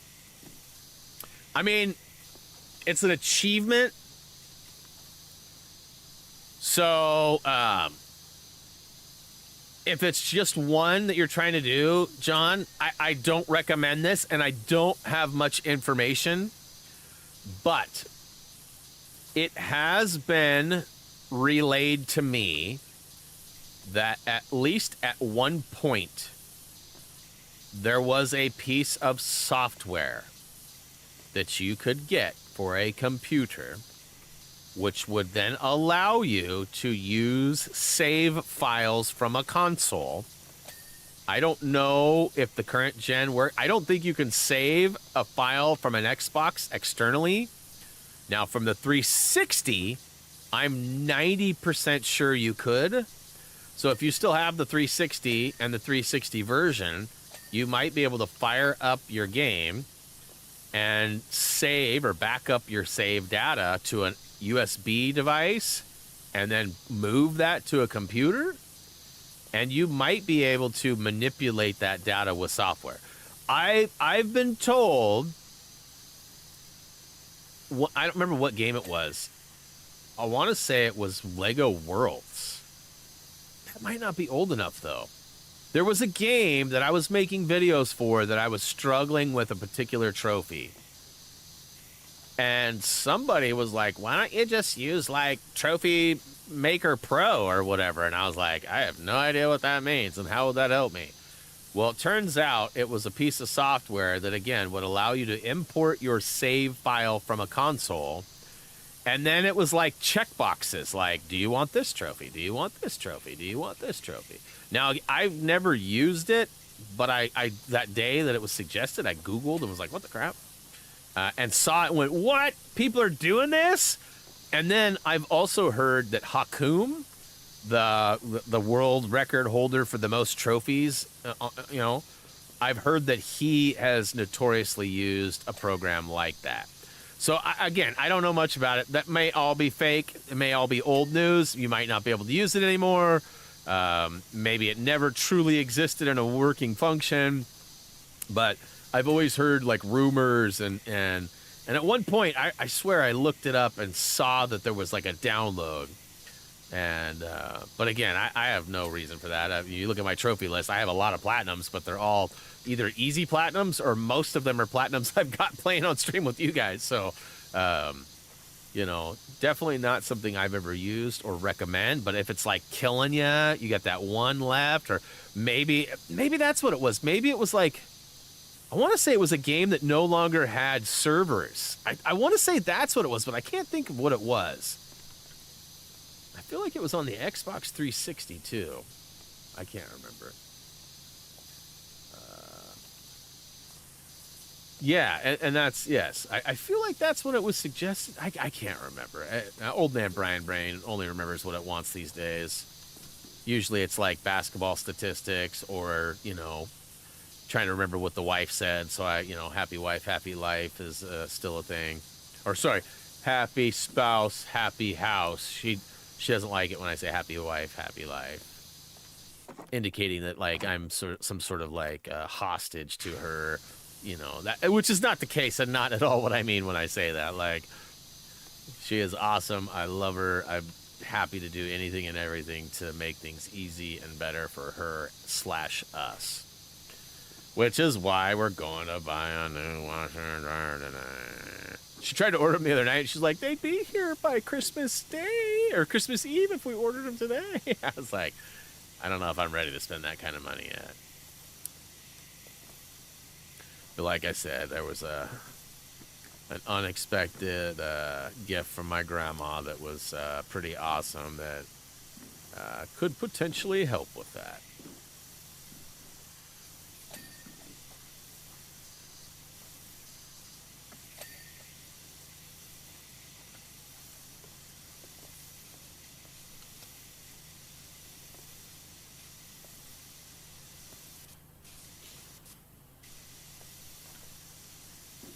I mean, maybe I'm being optimistic here, but maybe I'm going to be higher than 25. Higher than a 25.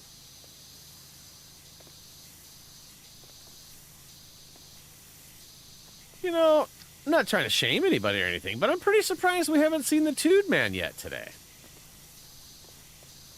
He's usually pretty good about showing up for holiday streams. Not that it's specifically a holiday stream, but...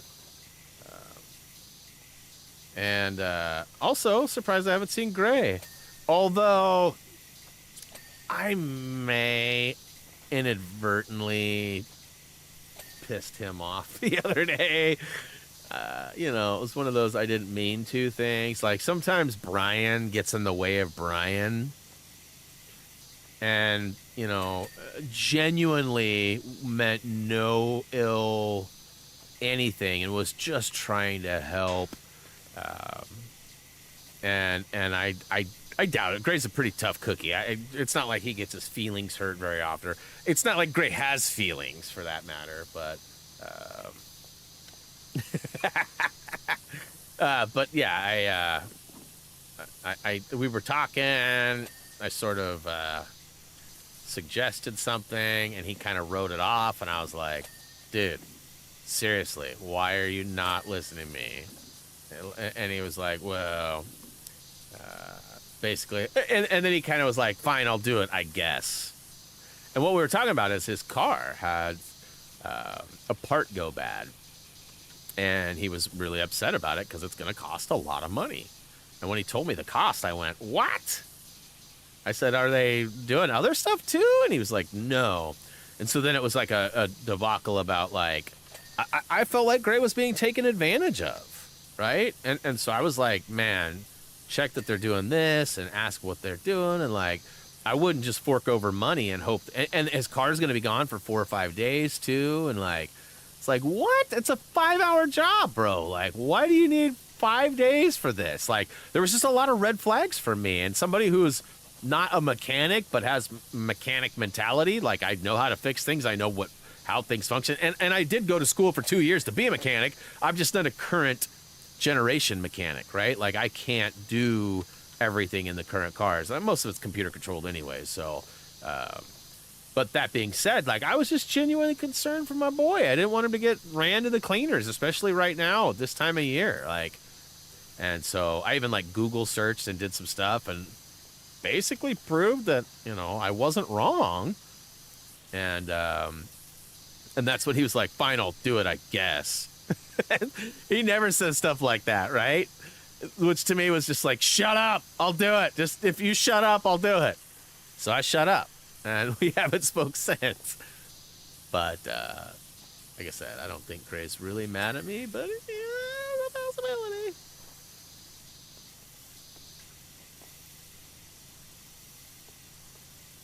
Recipe for cookies is worth it as long as you send me some. Ooh. Depends on what kind of cookies. Man, we had dessert as part of our taco bar yesterday, and I wasn't sure what to expect, right? Like, taco bar, I mean, I didn't know if it was going to be like churros or zapitas? How do you say it? Those little, like, they're basically like churro things, but with strawberry, like, drizzle on it. Sapipa? I don't remember. It's been a long time since I've ordered those. But I wasn't sure what to get, right? Or what we were going to have. Ended up being cheesecake and these, like, bear claw kind of thing. Bear claws. Cheesecake is, like, one of my favorite things in the world. I didn't even eat half of it. Like, it was like, I don't know, not real cheesecake, like frozen cheesecake, or like something was off about it. And Jillian took one bite of her bear claw and was like, nope. And to be honest with you, I got really sick last night. I haven't mentioned any of this. I was up till 4 in the morning last night, sick. I was just trying not to let it run me or control me today. And now that we're at the halfway point, I feel like I can mention it because I'm not feeling the effects of fatigue or headache or any of that. But I didn't sleep last night. I mean, I woke up my alarm went off at 7, and I laid in bed till 7:40. But I mean, I did not get much sleep last night. So I was like 3:30, 4 o'clock before I finally fell asleep. So, I mean, I got 3 hours, whatever. That's more than some. But like Brian D, I'm super jealous of your nap, bro. Super jealous. But I gotta power through because I told the wife we were going to get a washer and dryer today and stuff. So, and it shouldn't be too hard to do. I should be capable of that, I think. But I kind of wonder if maybe that cheesecake got me sick. I'm curious to see who else ate the cheesecake and if anybody else got sick.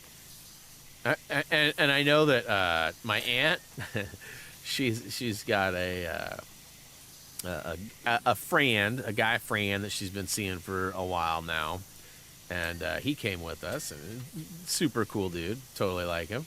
But he was not interested in eating cheesecake there, and it sounded like I heard her say, why don't we grab cheesecake and we can eat it at home later?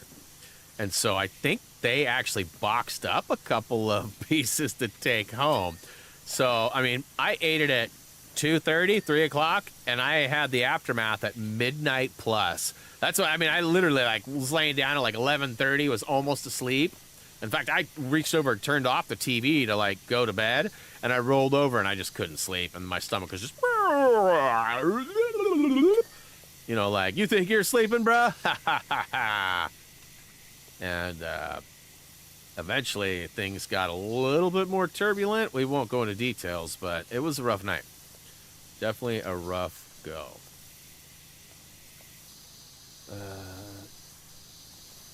Yeah, that cheesecake was not for me. We have this place called the Conditorei that makes really high-end cheesecakes and cakes. And ironically, my wife, the plant store that she goes to, that we hopefully will be owners of at some point, is actually right in the same building. They're on opposite blocks into the block, but the same building, same building structure. And so she went, her and Reese went the other day and the plant store, and then she came home. She's like, I got Conditorei. And the cheesecake pieces are so big, you cannot, even I can't finish a whole piece of cheesecake in one sitting. It's a 2-sitting deal. So we had cheesecake 2 nights this week, and then I was like, oh, sweet, more cheesecake. And I was like,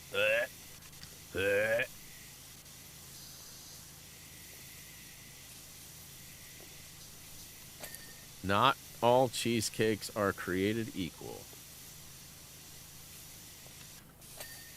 So there's still some lights and stuff on here, but I am not seeing any of them.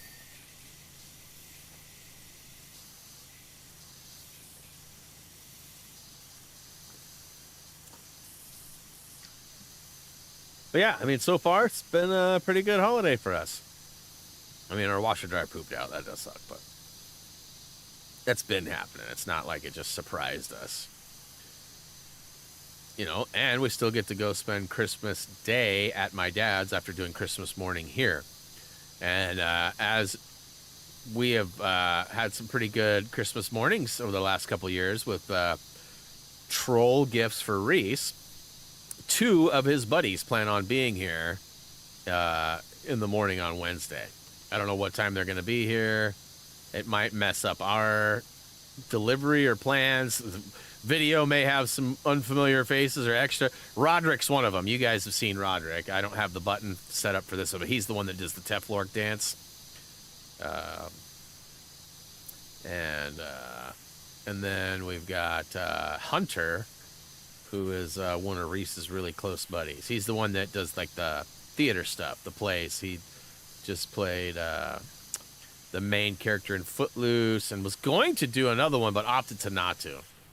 So I thought that was kind of smart. The holidays, you don't want to be totally wrapped up doing it. Although those are good times to have attendance of plays and stuff, right? A lot of people go during the holiday break to see Christmas pageants and plays and such. Big slices, yeah, that's what's up. Normally a cheesecake slice is little or small for me, and I'm like, what? That's like a half a serving. But yeah, the Conditorei is pretty big. And it's just so rich and delicious. And if I'm being totally honest, I could probably power through one full piece, but, the wife usually doesn't want to eat her whole piece of cake that she gets. And I will not be the guy that eats all his cake on the first night and has no cake for the second night while she gets to kick back and eat her cake. I know it's all the same. I know it's all the same. Like, we consume the same amount, but it's the timing that gets me. I don't want to be last thing I want to do is watch her shovel in a bunch of delicious sugary bits when I already ate all mine. Right? Makes sense? It's kind of like my nightmare. Heck to the yeah, we're making good ground here. All right. Looks like I'll need a little extension. Boy, I almost got this whole roof panel piece done too.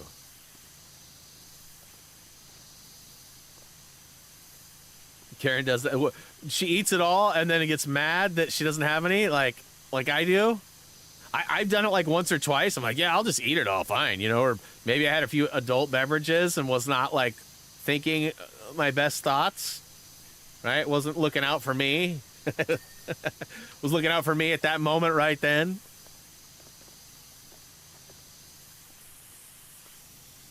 Oh, there's lots of tree left. Not anymore. Whew.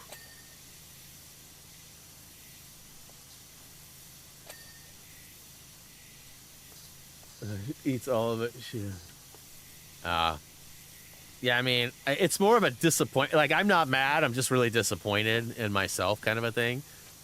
It's what it is. It's like, I don't get mad at her. Like, I'm not like, why didn't you get me 2 pieces to your 1? Like, that's never a thing. Although I might have just stumbled on the solution for our problem. Yeah, it's like $7 a slice for that cheesecake too, or maybe even more. She won't tell me because she knows I'll probably never allow her to go back there. Like, I'm kind of a cheapie when it comes to a lot of stuff. Like, like I've been against like jeans and pants and stuff. Like, I don't like being constricted, and like my stomach doesn't like. I seem to have like a, and I don't know if it's IBS, but an issue with tight waistlines and things like that that make me nauseous and like uncomfortable and like literally send me into like a, almost like a motion sickness kind of a thing. Like, it's really uncomfortable. So I like having a loose belt line. And so we got these stretchy jeans a while back. I don't remember what they're called. They're pretty nice, but they don't stay. Like, when you step and move, like the way they stretch, they sort of fall down. So I've always found myself constantly pulling them up. Now, one might say, well, why don't you just wear a belt? Well, one of the whole reasons why I have those is for their stretchy waistline. They're not sweats or anything. They're jeans. They just have a stretch to them. And so I don't wear a belt with them. So I was always constantly hiking them up, and I got really frustrated. So Jillian went and found me a couple pairs of pants, and she wouldn't tell me how much she spent on them, and then she did because she realized she got them on a Black Friday sale and that the prices were going to be acceptable for me. Because like I'm pretty much like, you'll never catch me wearing a $200 pair of pants.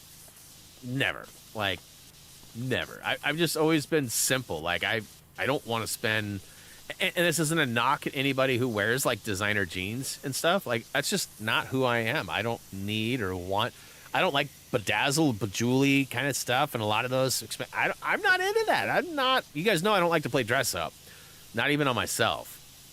So that stuff is not for me. So I'm like cheap when it comes to stuff. I will go shopping. I'll be like, oh my god, I love this coat, and I'll $150 for a coat? No way. You know, like, I won't buy it. And I'm that way with most things. Like, I have a certain limit or an expectation of what it should cost. And if it's more than that, Jillian hates it because I'll be like, no way, that's not a good value for a buck. And she'll be like, but that's what it costs. That's what it is. And I'll be like, yeah, that doesn't work for me. Like, you need pants. Nah, I don't. I'll just wear shorts and a hoodie. It's going to be 30 degrees outside. Yeah, I'll be fine. No, you won't. You'll be cold, and then I'll have to hear you complain. Nah, I'll keep complaints to a minimum. Like, I always have a reason or an excuse for it, but I keep waiting for the peanut gallery to be like, it's true. It's true. But she ended up getting me 3 pairs of pants, and I actually liked all 3 of them. So that was kind of a... And they were literally like $27 each or whatever on clearance or Black Friday. So, like, Totally acceptable. So now I got some pants to wear, y'all. Like, even when I was going to my grandma's service a couple weeks back, or a month and a half, 2 months ago, my mom, I was like, so what's the dress attire? Do I have to wear like a specific color of shirt? Do you have shirts lined up? Like, what are we doing? She's like, oh no, just get a nice dress shirt, something with a collar and some buttons, and you'll be fine. Wear whatever you want. Wear, you know, whatever pants, jeans, whatever you want. I was like, well, I'm just going to wear shorts. And she's like, what? I was like, I'm just going to wear shorts. I run hot, you know that, and I don't like jeans and restrictions and things like that, so I'm just going to wear shorts. She goes, Brian, you need to wear pants. It's a funeral. And I go, Mom, I don't own any pants. She was like, you don't own any pants? Like, it was like the weirdest thing, like, for her to try to comprehend. Like, you don't own any pants? Like, what do you mean? I was like, I don't have any pants, especially dress pants. Like, I have like a pair of jeans or two that I probably could wear, but I mean, they're jeans. Like, so I ended up getting a really nice pair of dress pants, just for those who are worried.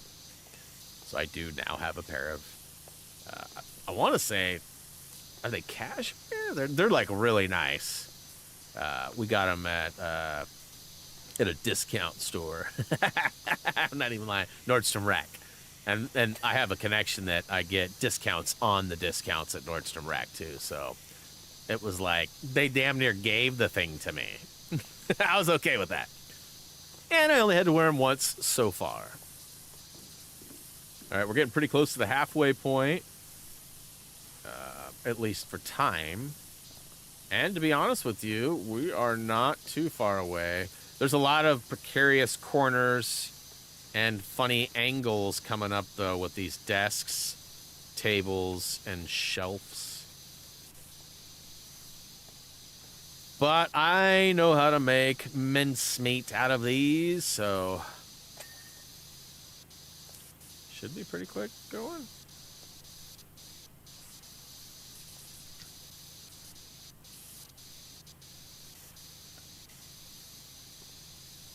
Yeah, I found out, too, one of my good friends who's been in the military for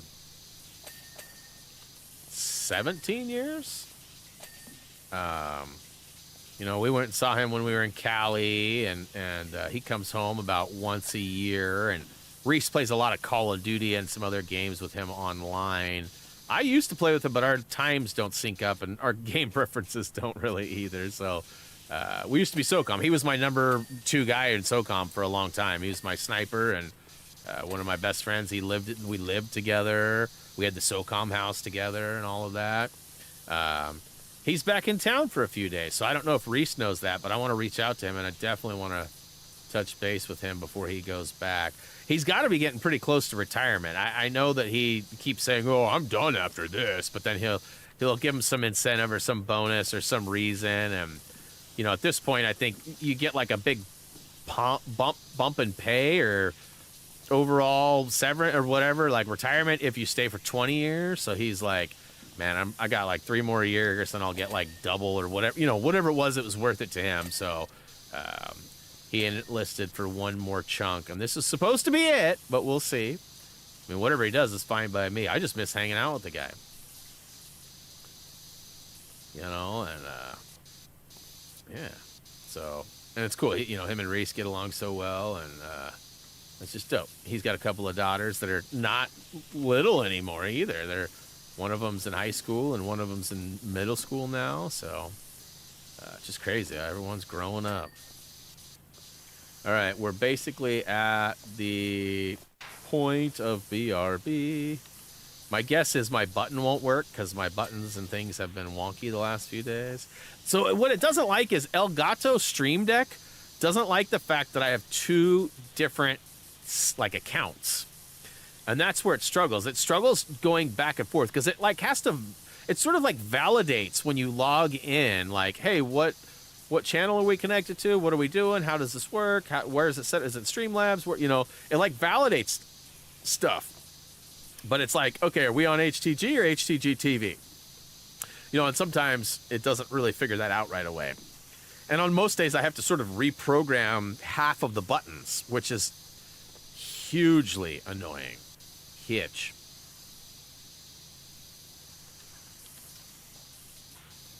All right, I'm going to finish up this little stocking situation here with the fireplace. So each one of these is still neat. Okay, there we go.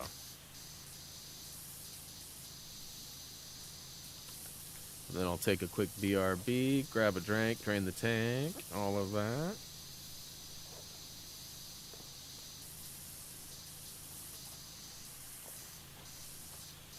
And hopefully y'all will return.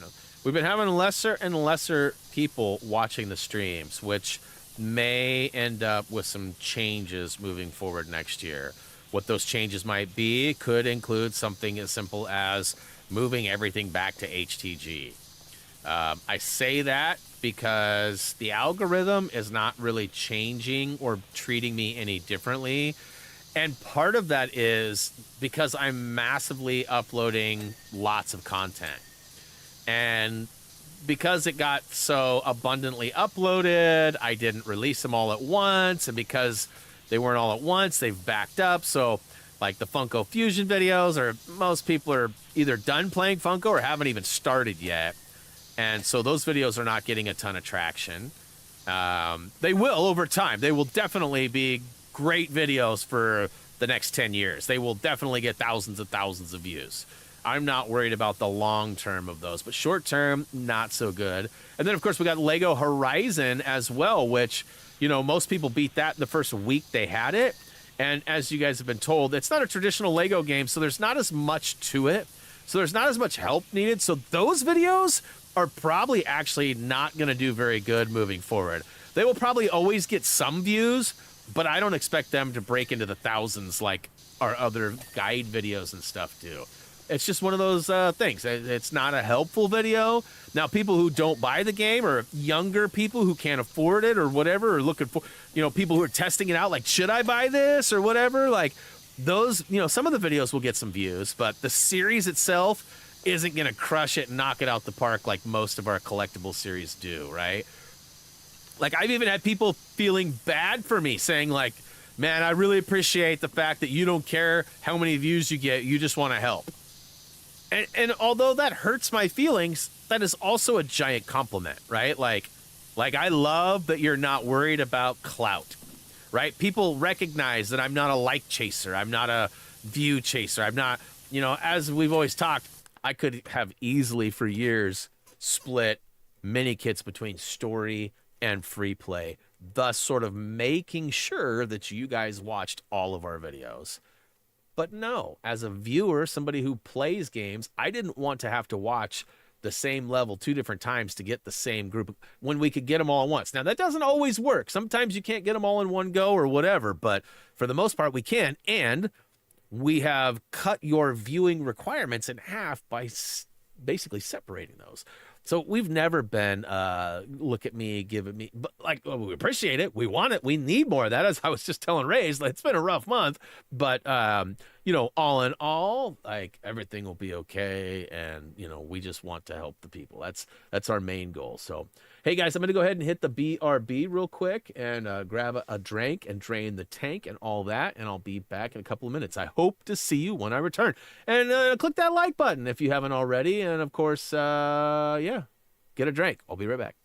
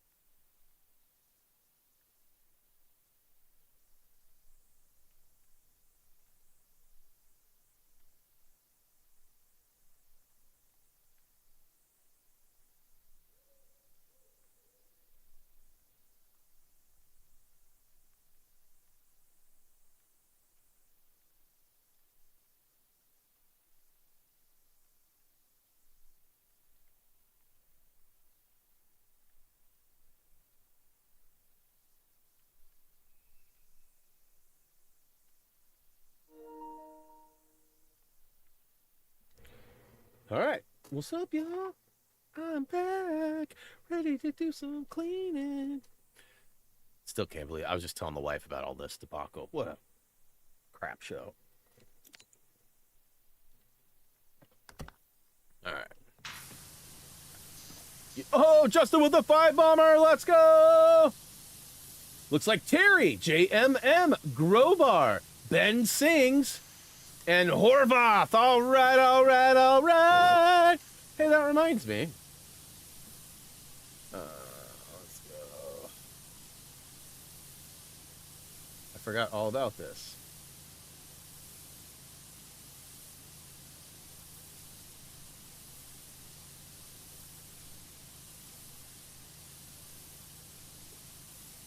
Huh? All right. Forgot all about that feature.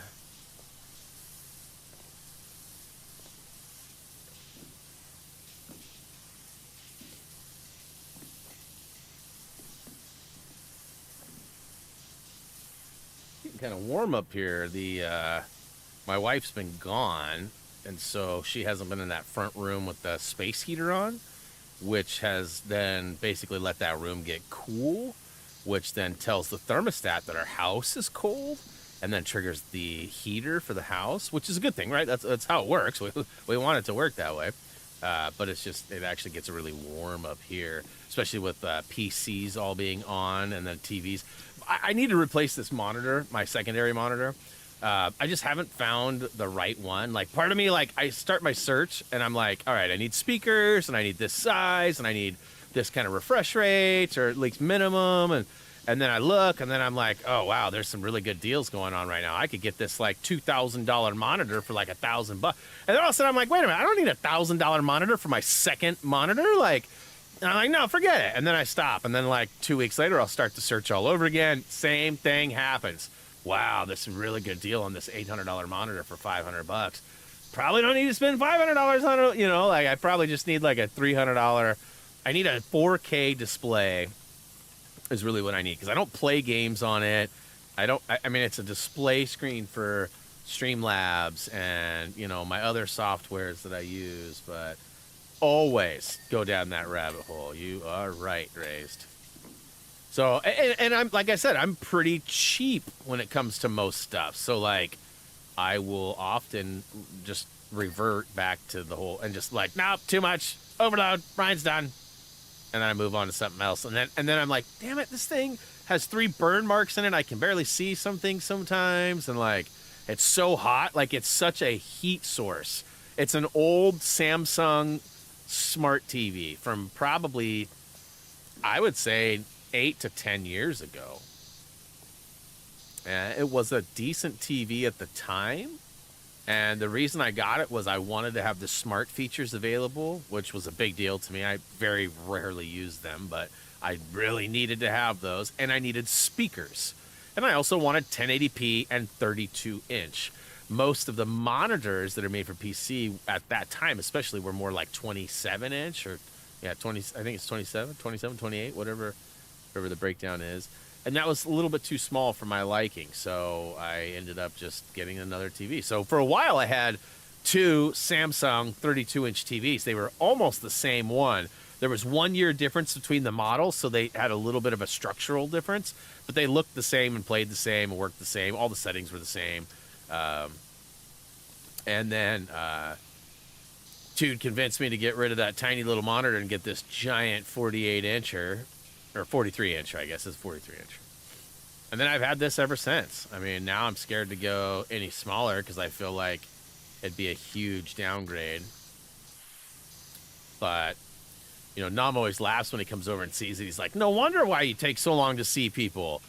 Like, I see people on a screen that's this big, and I don't have to move my head like you do to see the top corners, bottom corners. I'm like, yeah, but my eyes suck.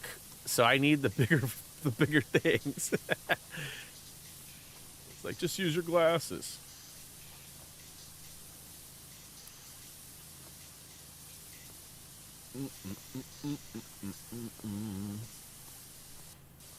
Anybody ever do any caroling or anything? We watched Gremlins the other day just for a fun little refresher. It's a holiday-themed movie. And it cracked me up when the Gremlins are out caroling. I had forgotten all about that scene. Some of the scenes in that movie, like I was looking at Jillian going, how do they wouldn't know that. The Gremlins aren't smart enough to know that. They don't know human stuff. Like, what?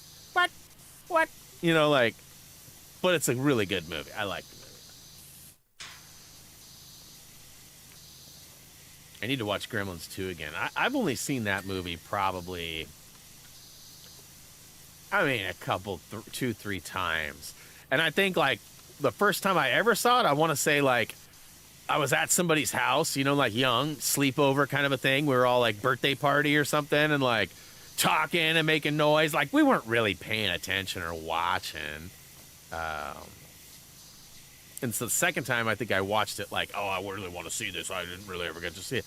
And that was like 15, 20, 30 years ago, a long time ago. So I was thinking about that the other day. I should probably watch it again because I remember it, but I don't remember it like I remember the first one. Like, I've seen the first one so many times. That was one of my favorites when I was young.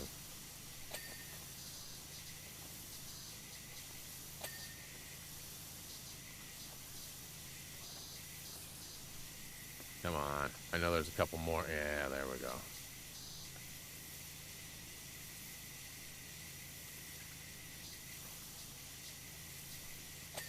Ah.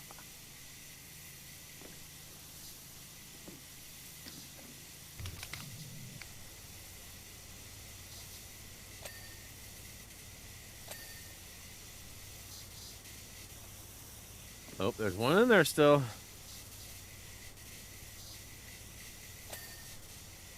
Still another one.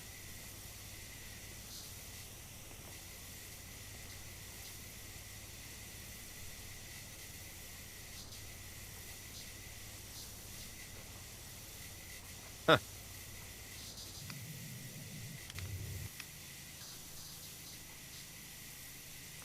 It's a funny angle.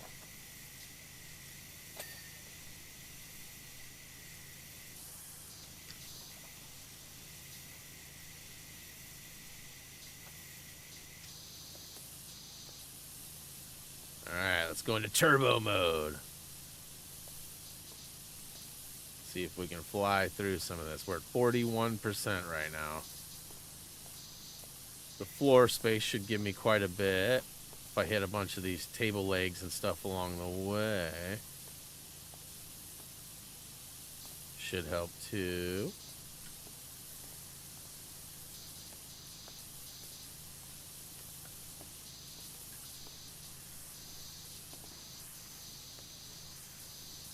Chat got quiet.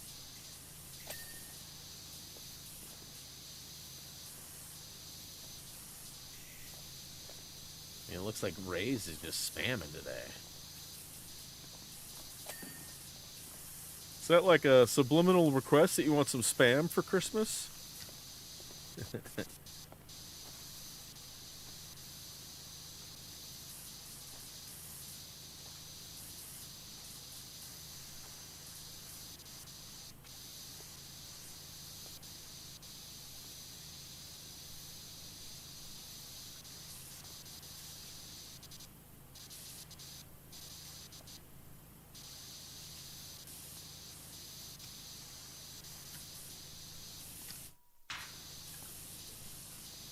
Kirsten, you're gone for 2 weeks. Is that right? Is that what she said?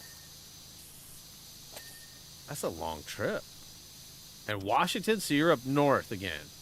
Is this the same trip you made a few years ago when we met up in Vancouver? Ooh, bacon. I don't know about spam, but bacon. You got me a bacon. As my dad was trying to call me and tell me about Christmas, he was like, yeah, I don't know if you guys want to come up or not. I totally get it if you don't want it. If you want to just stay in Salem and stay at home, that's fine. He's like, we're going to make some food. We're going to have some turkey and some ham. And I was like, you had me at ham. And he's like, oh, you guys are coming? I was like, yeah. He's like, oh, great. That's great. We weren't sure. We thought you'd probably just choose to stay home this year. And I was like, no.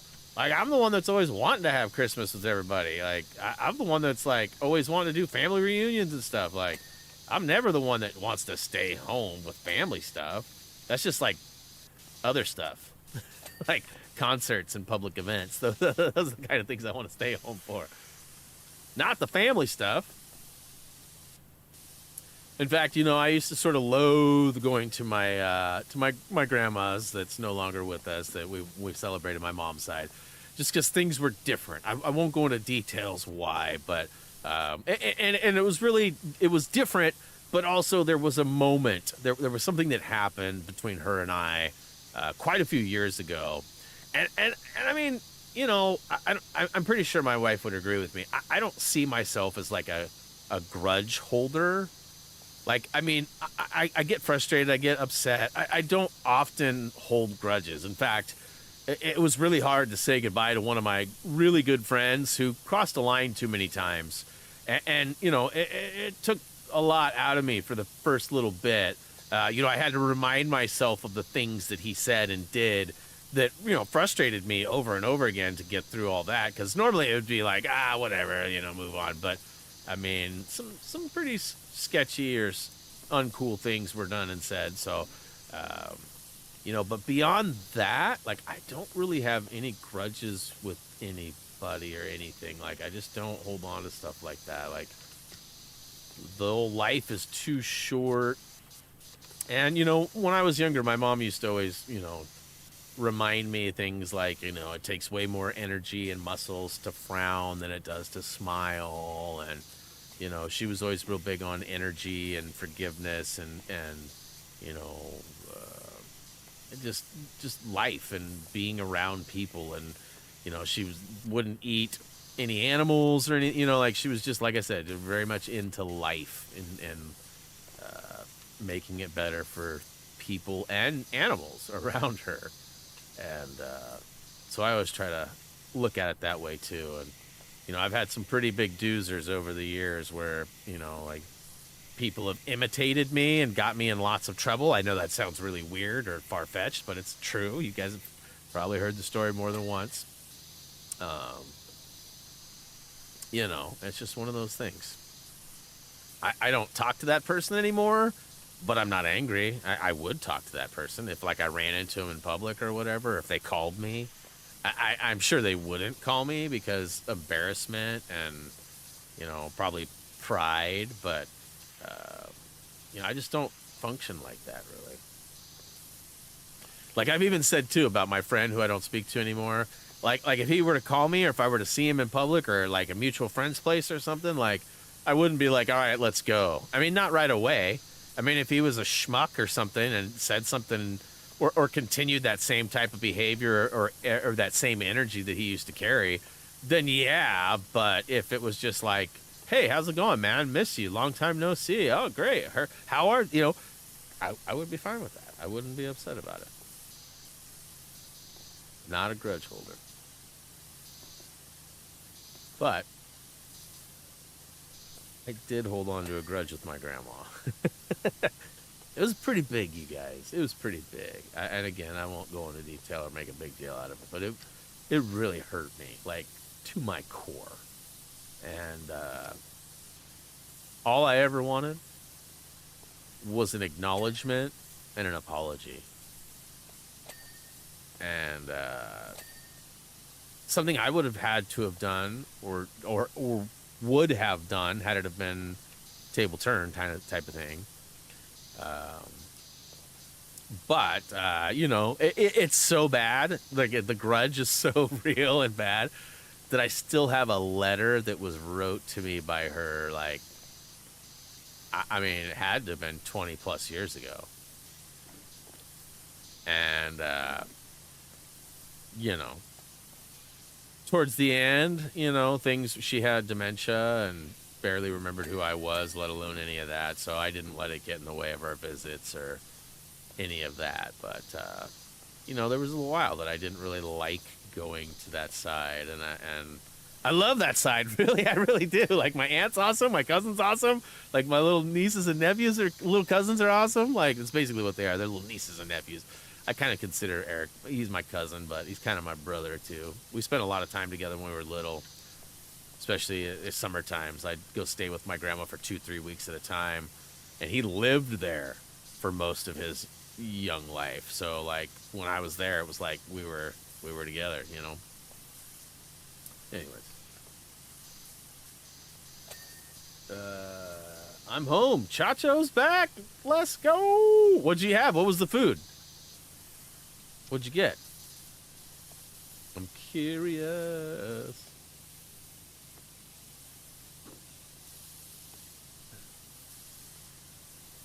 Yeah, but you're right. But like I avoided visits and a lot of things because of it. And I mean, if you knew more, you'd see why it was more of a grudge to me. I mean, yes, hurt too, for sure. Like I said, that's a big part of it. Like it messed me up. Like, you know, and a pretty easy acknowledgement and apology was all I ever wanted. Nope. But I have since, like, you know, like I said, let that ish go. It's not something I'm holding on to. I mean, I still have the letter. Like I said, I still have the letter. But you know, it's more for like, oh yeah, remember when this happened? You know, than it is anything else.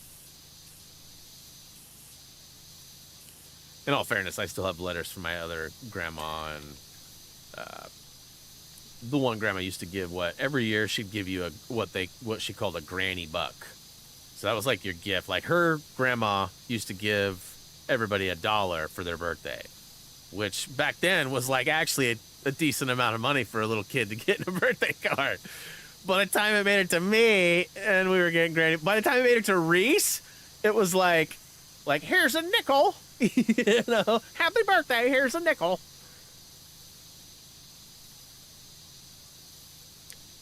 But I still have quite a few granny bucks, actually. You know, doesn't monetarily hold much value, but I have them for a reason.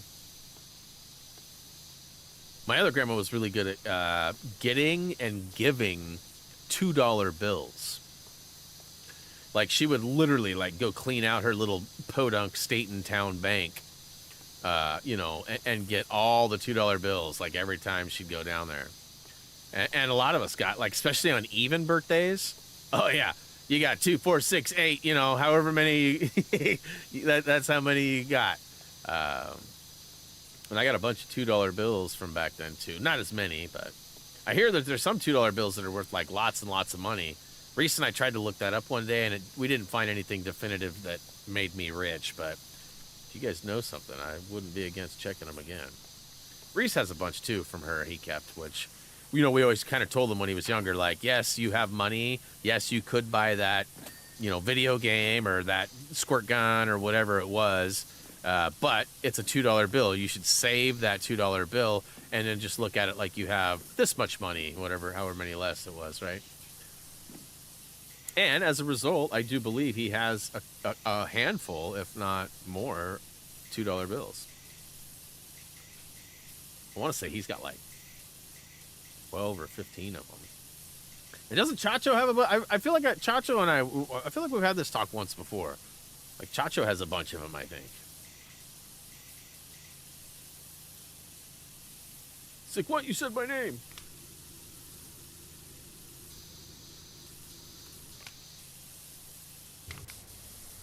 Oh yeah, let's get this going. Yes, I had a bunch of them and gave them to. Oh, okay. Cool.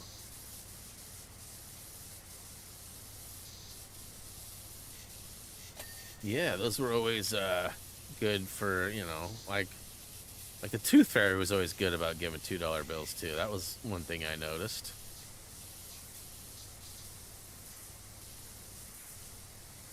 You know, I'm bummed. Somewhere I have a box.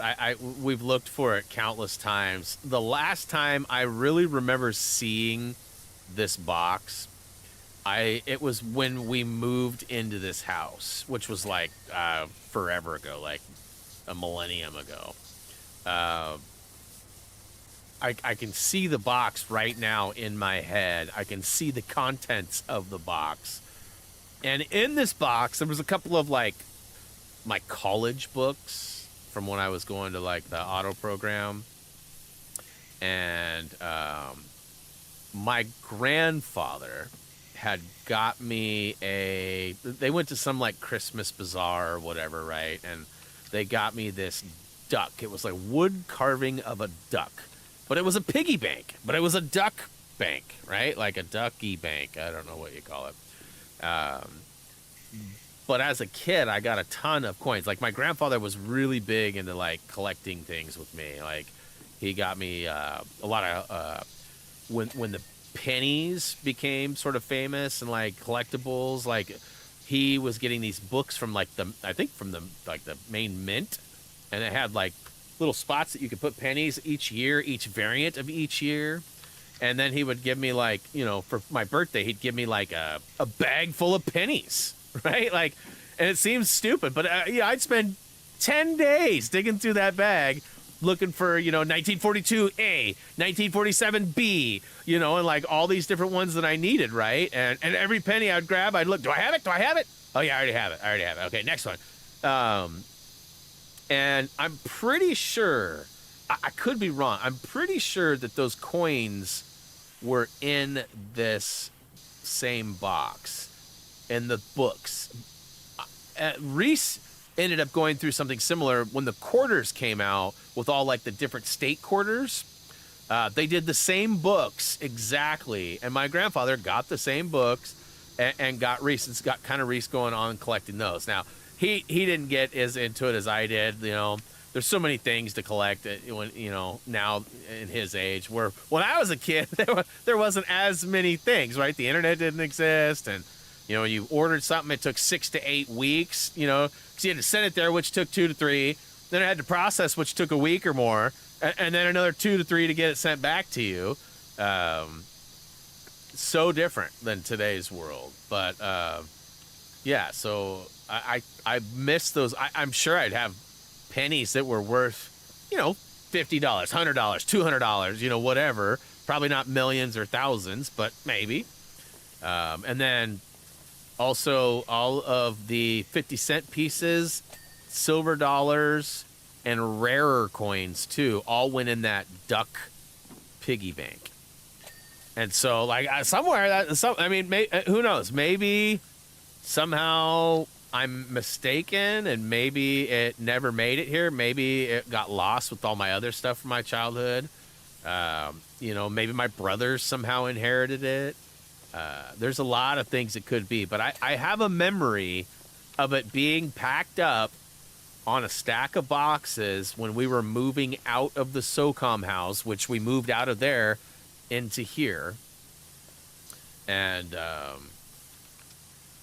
yeah, and I feel like it got moved here, but I just don't know. I mean, we've gone through the garage a handful of times. It's possible that it's been shifted into a different box or something too now, or reboxed, or and again, I mean, it might not even exist anymore. Like maybe Chris ended up with it when he moved. When we moved, maybe that box got put in the wrong truck and went to the wrong. I don't know, but I've always wanted to know where my pennies and quarters went, because I was an avid collector, man. All right, let's see if I can get this. This is going to be a funny angle here.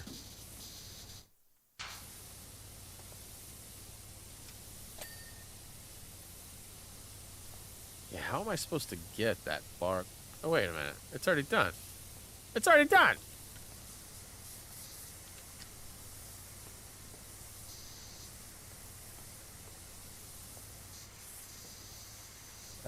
My dad, mom once gave me pencils with my name on them. I mean, that's kind of cool. I mean, especially back in that day, back when you were happy to receive that.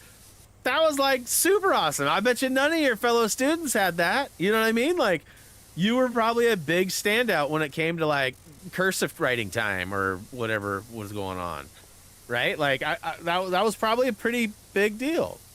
Kind of like getting your names on M&Ms or whatever. Like, psh, it sounds stupid, but like, here, had your name on M&M? I haven't. I know people that have, though. You know?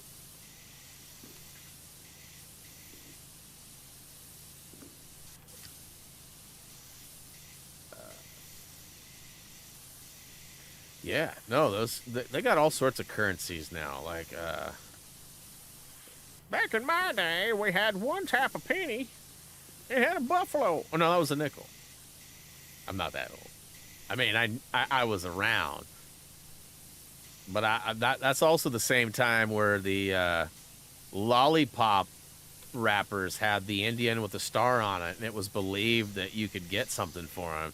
And really, it was just up to the retailer. Like, if the retailer, like, very few places acknowledged any kind of thing, but you'd save them up, and I got 100 of them. You know, what are you gonna do with them? I don't know. Nothing. Have more than you. But I don't remember really getting anything out of them. I feel like maybe our guy at 7-Eleven used to. I can't remember. I do remember, like, collecting those, though. All right, enough of that shenanigans.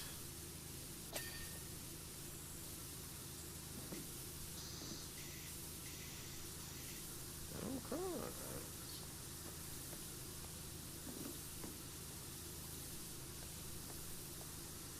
You know, I didn't even think about it. Once Boo got on, I should have sent him a text and said, hey, I'm doing a holiday stream, PowerWash. Why don't you come in and give me some secondary commentary? He probably would have jumped in and came and hung with us. At this point, I don't think it'd be... If I get to, like, 1:15, and I'm... Nah, there's no way. I'll be good. I'm finishing this on time. I'm finishing this early. Let's see here. Found a 1927 $half. Dang. What is that? Is it just like a 50-cent piece? That's old. That's like older than Brian D. That's like artifactual old. You know something's old when it's older than Brian D. Right? Am I right? That's still pretty cool, though.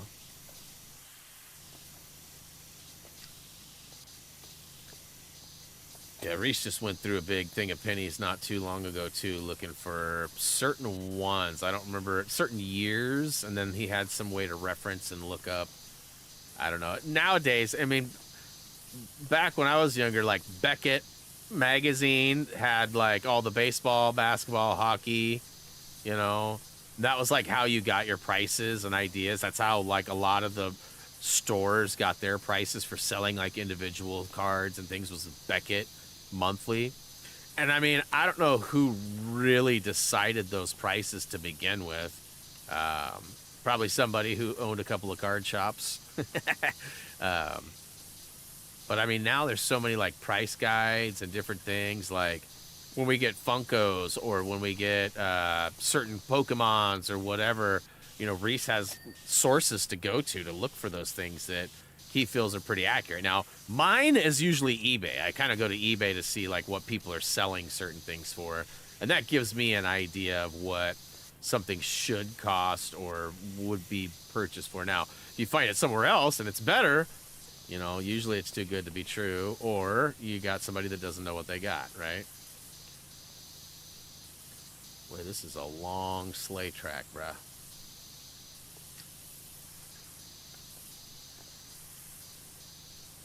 All right, so what's everybody's go-to holiday movie? I already told you guys, mine is Christmas Vacation.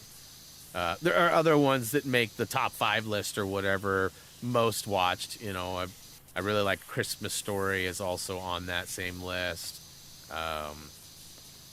You know, Friday After Next is another one I really like that, you know, is not necessarily considered a Christmas movie, but I do. I mean, the whole credit scene and the whole entry and everything is about, you know, ghetto Santa Claus stealing from Craig and Day Day. And so, yeah, I mean, it's definitely a holiday movie to me. And then trying to think of what, like, my other ones are. Polar Express, good one. Christmas Story for sure. Awesome. Awesome.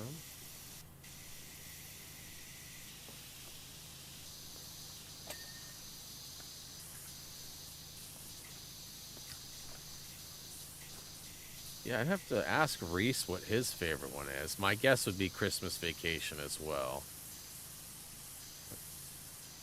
And I don't know about the wife either. That's a good question. Ooh, this giant buble.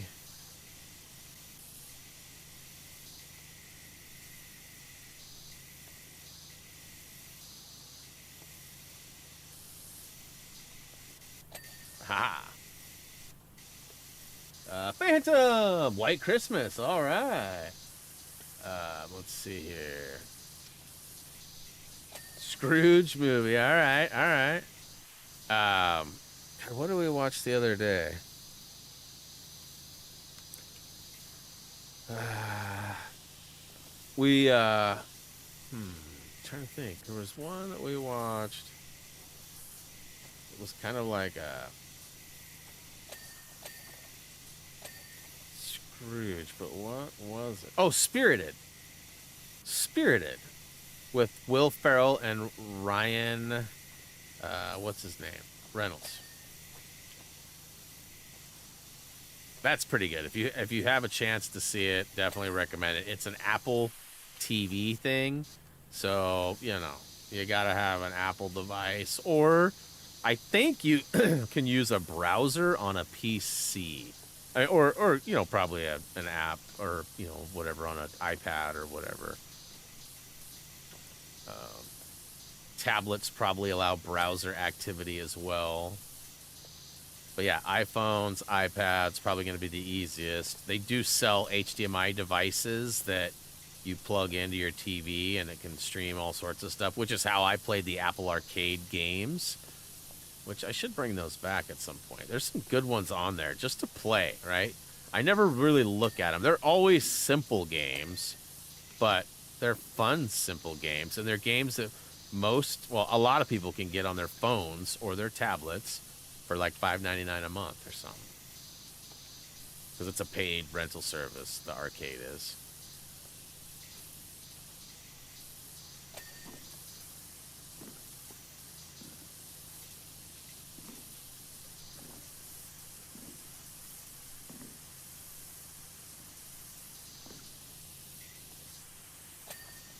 Haha! Parkour!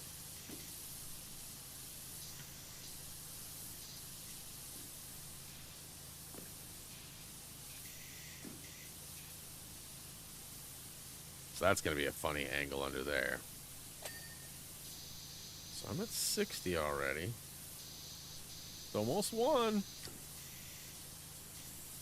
One moment for me is Bill Murray Monument. His wife and daughter. Ah. I haven't seen Monument Man. I remember when the trailers came out, I was like, oh, this is going to be good. There's a lot of people in it. And for some reason, that one just got eluded. I don't know if it ever made it to, like, any of the services we have. It was probably a Stars streamed movie or show. Yeah, movie. That's probably where it was. And that's, like, the one, you know, service that we don't have. I mean, I don't think we have Peacock. We had Paramount Plus through our cable, I think it was. Or maybe it was Peacock through our cable. But it's like really basic and there's tons of ads and it's like worse than watching TV. Like I don't mind a few ads here and there, especially if it like the breaks, right? Like TV programming is usually broken up into 3 acts. And I'm used to that programming for advertisements. So that makes sense for me. But when you have to watch like 6 ads in a row at the beginning and then it like cuts in right in the middle of a scene, and I don't like those breakdowns. Not for a service that, you know, like I prefer my movies to be, you know, uninterrupted if possible. Again, I don't mind a few ads if they're broken up in appropriate spots at breaks, but it's nothing more intrusive than you're watching in the middle of a scene, like something's a big action scene, all of a sudden it's like, have you checked your laundry detergent lately? You know, you're like, wait a minute, what's happening? We were just in a car chase. Well, let's see. I will Google right now.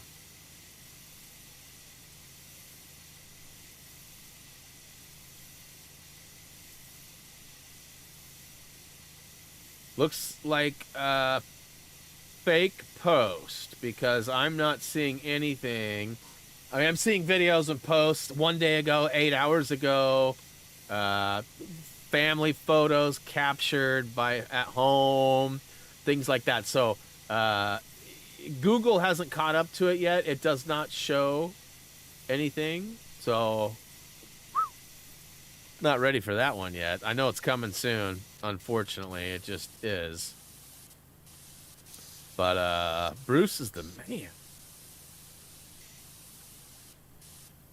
I always heard he was like a delight to work with and stuff too. Like, you know, in Hollywood, a lot of these guys, you know, the movie stuff goes to their heads. And you know, I mean, I could see how it could. You get a couple $1 million for being handsome or saying something funny or whatever. And, you know, life changes that way. Like, it really does. And it's not always for the good.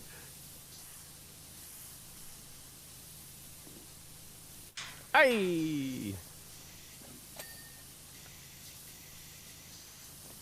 I mean, I don't consider myself famous or anything, but even when I do get praise or recognized or whatever, like, I always try and remain humble. Like, that's important to me to remember. It's kind of like why you don't hear me refer to, you know, people as fans very often. Like, it's viewers, right? Like, and that's not to say that some of you aren't a fan of the things I say and do or the work I've provided or whatever, but like, that's weird to me. I just don't picture myself like that. So I try not to word it that way. Try not to let it escape me, because that's all important to me. You know, and like, yeah. Values.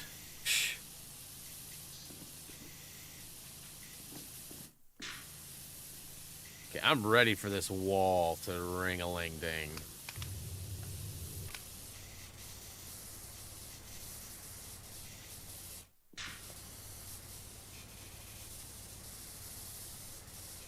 Where it at? Ooh. Getting... I don't know what's happening. It smells like some veggies. Maybe some Brussels sprouts or something are being whipped up down there. Could be worse, but also whatever it is registering very yeah. It's probably like cheesecake or something sweet and delicious. My senses are so off, like, they have been. And if my mom and like my mom's side of the family doesn't have a history of like neurological and scent related things, I would be really worried that like I had a brain tumor or something. But it just kind of runs in our family. Like, we detect and smell things differently. Like, smells will get stuck. Like, sometimes it's good smells. Like one of the most notorious ones that I think of when I explain this is a couple of years back, we had an abundance of tomatoes. Like, we planted like 6 tomato trees, and they produced like 7 million tomatoes. And so we were like, oh my God, what are we going to do with all these? We don't want to waste them. So let's make tomato soups and stuff. So we made a bunch of tomato soup and some homemade tomato paste. And for like 2 days straight, we were canning and making this. Well, my mother-in-law, my wife, I won't take any credit for it. For like 3 weeks, all I could smell, like, I could smell other things, but it was like everything was like, you know, blueberry muffin and tomato soup. You know, waffles, tomato soup. Spaghetti, tomato soup. Right? Like, and sometimes it's not so good. Like, sometimes, you know, we'll be walking Drex and he'll have to go and I'll be like downwind. And sometimes that will stay for like a day or two. And I'm not trying to gross you out or anything. Like, that's real. Like, I have this weird sensory, like, it's like my smeller's like, all right, for the next 24 hours, the only smell that's getting through is this one. Let's just send the brain this signal. Let's go on vacation while the sniffer's supposed to be sniffing other things and feel like they're out on vacation. That's what it feels like. Probably not the case, but So this is getting... Oh, hey. Meant to do that. So, I mean, I've got a lot of this done.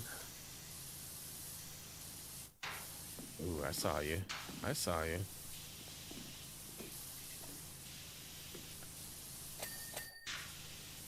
This wall, though, has got me frustrated. That's probably the spot right there, huh? No? I mean, there's a couple of dots here, a couple of dots there. Here a dot, there a dot. Everywhere a dot, dot. I just want to ring this wall and be done with it.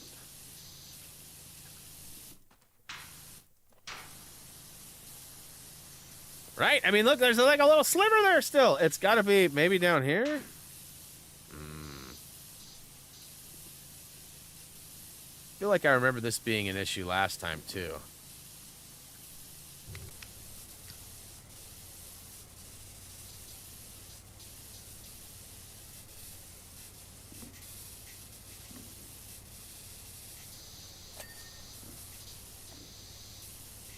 Maybe it's from the top?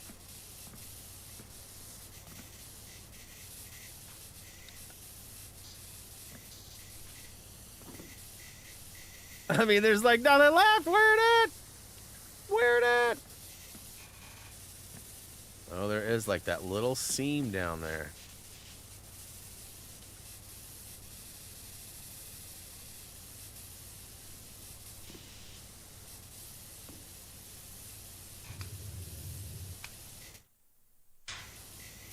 Yeah, I don't know.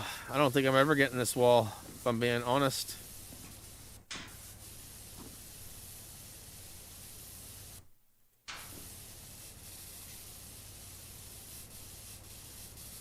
Ha ha ha! I was just kidding. I knew I'd get it. Let's see if we can make light work of this door.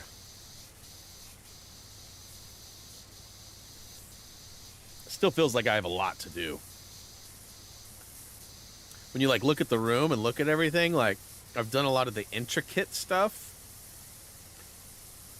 but it seems like there's so much more to do. Hey, what up, Luke? Kevin G's out there too. What up? Good to see both of yous. Happy holidays, or happy holidays, as we've been saying around here. Everybody's got a little something different.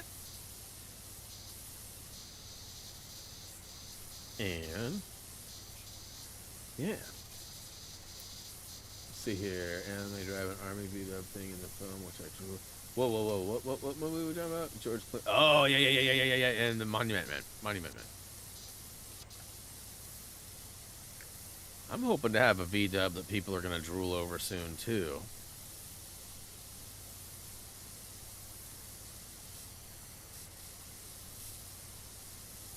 I just starting to feel like it might not ever happen, you guys. I know I talk about it often, but that's because it's on my mind like all the time. You know, like there's certain statistics that say people, males in particular, think about certain subjects so many times a day and all that, right? It's for sure Golf R for me. Like, it takes over any and all other thoughts.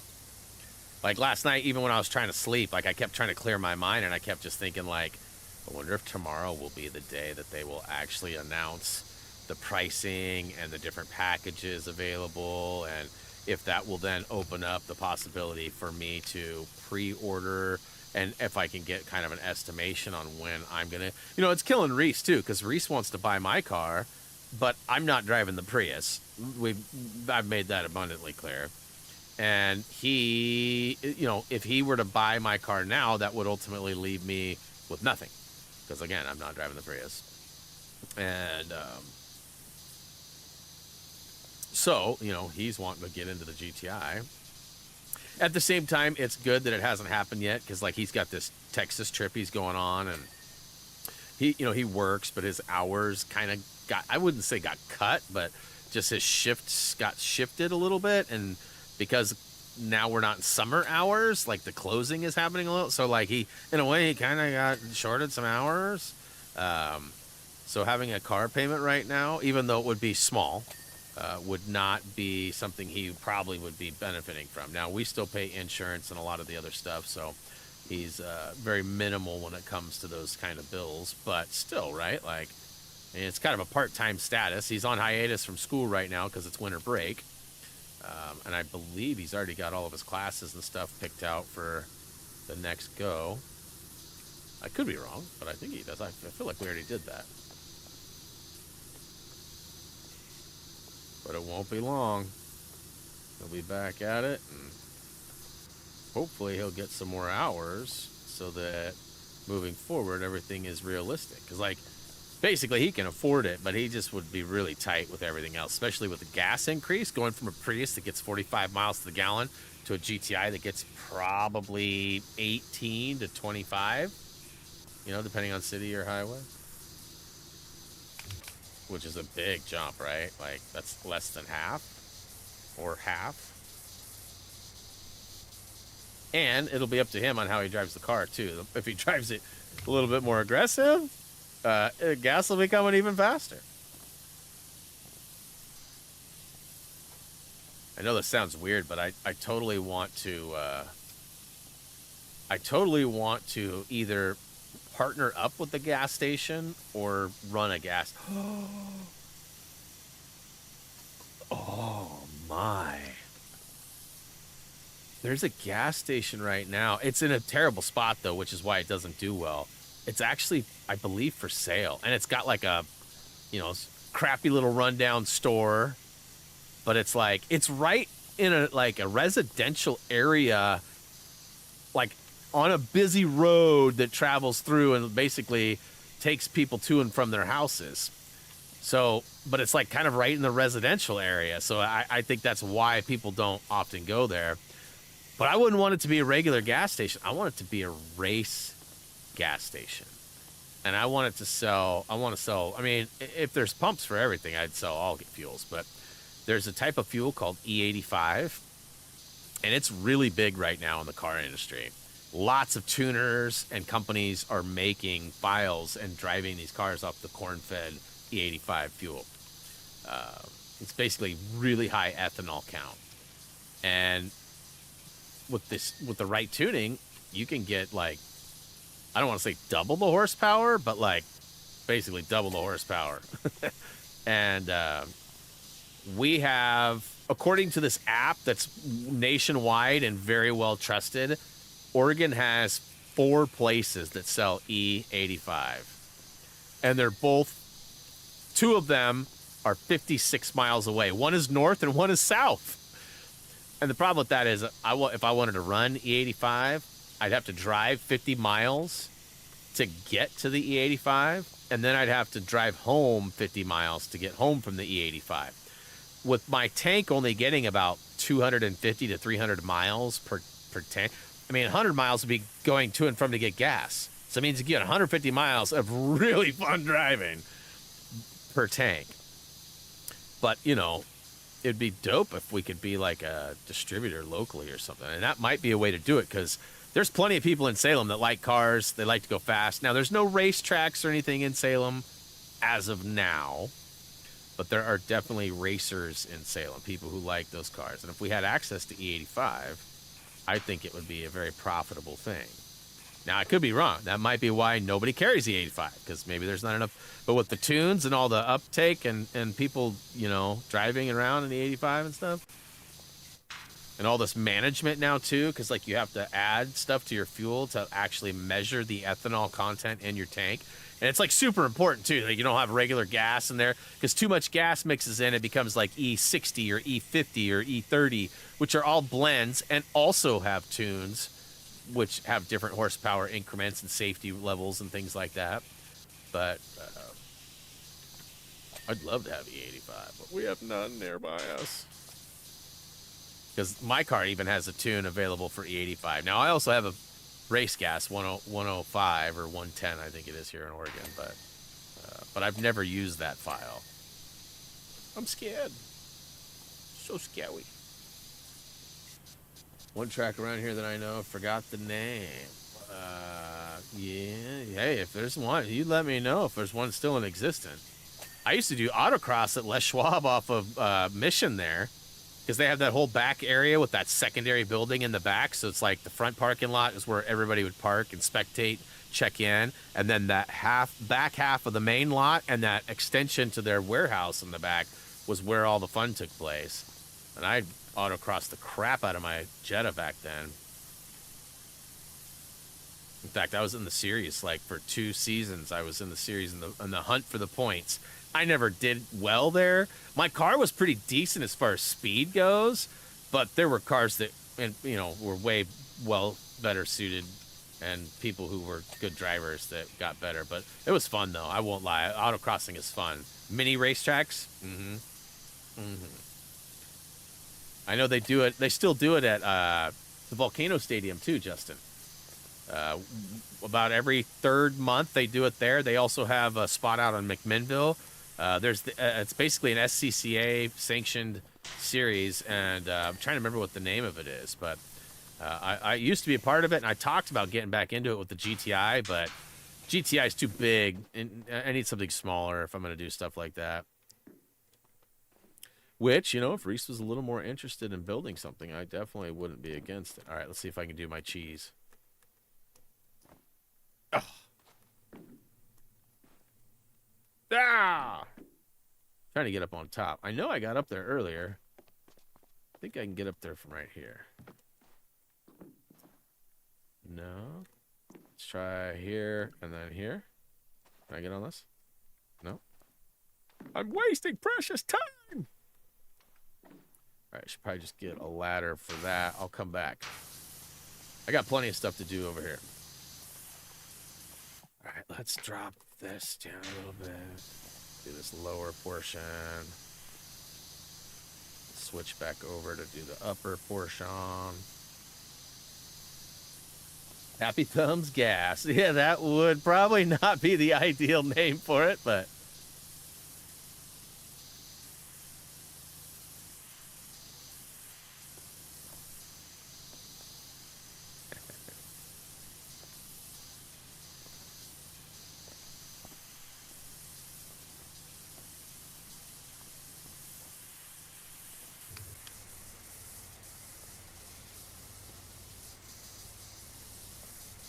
Oh, come on. Yeah, I was going to say.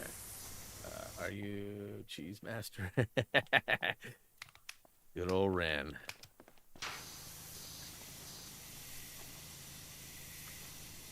Yeah, I tried to get Reese to watch the old Ren and Stimpy when he was younger, like the appropriate age for it, which would have been like 13, 12, 13, and I'm pretty sure I got in big trouble for that. No, don't be showing him that junk. Which, I mean, don't get me wrong. It wasn't necessarily wholesome family fun, but Toaster Man. There was some good stuff on there, too. Don't Pee on the Electric Fence. That was one of my favorite games that they had. Speaking of which, we did the adult gift exchange, the white elephant, as a lot of people refer to it as. And I ended up getting a card game called Dumb Ways to Die. I believe there is a video game version of it, too. Reese was saying there was. And it's supposed to be pretty fun. We haven't checked it out yet. Like I said, we just got it last night, but pretty fun looking stuff. Have I watched the series Reacher? No, but I have seen both of the Reacher movies, which are good. The Jack Reacher, I'm assuming that's what it is. Maybe not. But yeah, the Jack Reacher with Tom Cruise, good movies. Good movies. Is it Reacher played by Tom? It's not Tom, right? It's somebody else.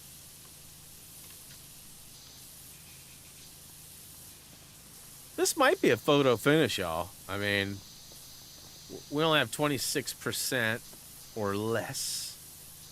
And, but I mean, some of this stuff is pretty like these pencils or whatever the crap they are on the wall here, these pipes. I remember those being problematic because of the angles. You got to get up above them, which it requires a ladder, I think, and the ladder has to be moved over and over and over and over again. I've seen The Boys. We watched some of it. Without going into dramatic detail, there was some things that were sort of happening with one of the characters and creatures of the sea. I'm sure you know what I'm talking about. And at the time, that was kind of in that same realm. I want to say Reese was like, not too young, but like, as parents, we didn't feel good about watching that kind of stuff with him, so we chose other stuff. And then we never went back. I actually saw all the stuff that what's her name, Starlight, did in real life, or that was shocking. We have not been back to watch it. Wife and I have talked about it. You know, with all the Marvel and DC stuff, I think her and I both are kind of exhausted on the superhero storyline. I mean, not completely. We did watch that Supercell, which was it was a different take on superheroes. And it was kind of similar in the sense that it is like, not all superheroes or not all powered humans, mutants, whatever you want to call them, not all of them use it for good, right? Like, there are some that have questionable values or use it for bad. And so that was kind of interesting how that all worked out. In a way, it was kind of like the Umbrella Academy meets, you know, it was like an apocalyptic type event. But yeah, we probably should go back and watch The Boys. Okay. Yeah, I'm really excited for Severance Season 2 to start in about 3 weeks. It's going to kill me watching week to week. We hate that. We like to binge through and finish. And we did find out that one of our shows that we were really big on and we were excited to come back has been canceled. And I'm pretty sure I mentioned this a few weeks back. It was called the Big Prize, or the Big Door Prize. Like, and if there's books that's based off of, I'm so getting that series. And that's, you know, I'm back to that again this year. Not last year, but the year before, I made a point to read more in that year. It was like 2023. And I read a couple of books, a couple of biographies and some stuff. Like, and I don't, like, love reading. And part of it's because of the time that it takes. And, like, I'm so overstimulated all the time that reading doesn't always work for my mental expectations and how things are, you know, like sometimes it's just not enough stimulus. Even though a good book can be a really good book. I've got a couple that I really need to read. I got a new Doom biography. I got a story about Lego, the Lego story. I also have another rap artist biography, Jay Dilla, the Dilla story. And then there was something else I got recently, too. But I feel like my goal is to get through my backlog. Oof. And my wife will tell me, too, like, if you want to set up time at night instead of watching a movie or a show, I'll read. But I'll tell you what, if there is a book line on the Big Door Prize, then I'm going to get it and read it. Because basically, it left us totally hanging. It was a story that, as it unfolded, it was like a small town, and in this small town they had like one store. It was like kind of like a pharmacy, but they got like a lot of their groceries and stuff there too. It wasn't necessarily older times, but it seemed like a very small, tight-knit town and community. And one day they lock this store up and leave, and the next morning the guy shows up to open it, who was a different person than the closer. And there's this new, it's like an arcade machine. Like, you know, the ones you crawl into that have like the top, but the sides are open. But you get into it and the doors close and it asks you questions and then presents you with like this it's kind of like an affirmation, and in a way, it suggests your true life potential. So like a lot of people are doctors and they find out that their passion of art is what they should have followed, and they should have been an artist, is what this machine will sort of allude to. And so these people are literally like quitting their jobs, leaving their marriages, and doing all these crazy big changes because of the results of this machine, sort of acting as though it's some sort of end all be all, or, you know, a godlike thing, right? Chris O'Dowd is in it. There are a bunch of other fairly big name people in it. It was delightful. We were so into it, and I just found out, or re-found out, that they have canceled it. And it was like such a cliffhanger, like what's going to happen next kind of scenario, almost every episode. But then in the final one, it was like, oh my God, what's going to happen? Because like people were starting to question, like, why is everybody so quick to judge themselves and change and leave? I mean, like people's parents that have been married for 40 years were getting divorced. And like I said, people who had like high prestigious careers were changing to be, you know, a guitar player or an artist, or, you know, just changing completely. And it was wild. It was like a whole new concept that had never been done before, at least from what we saw. Hadn't been done before. How it ended or what it became or how, you know, I have no idea. And you know, maybe there was backlash because of something. I don't know. I really enjoyed it, and I know the wife did too. And you know, we have fairly similar tastes on a lot of things, but there are some times where we go different directions where I really like, you know, like Trailer Park Boys. I enjoyed the crap out of that.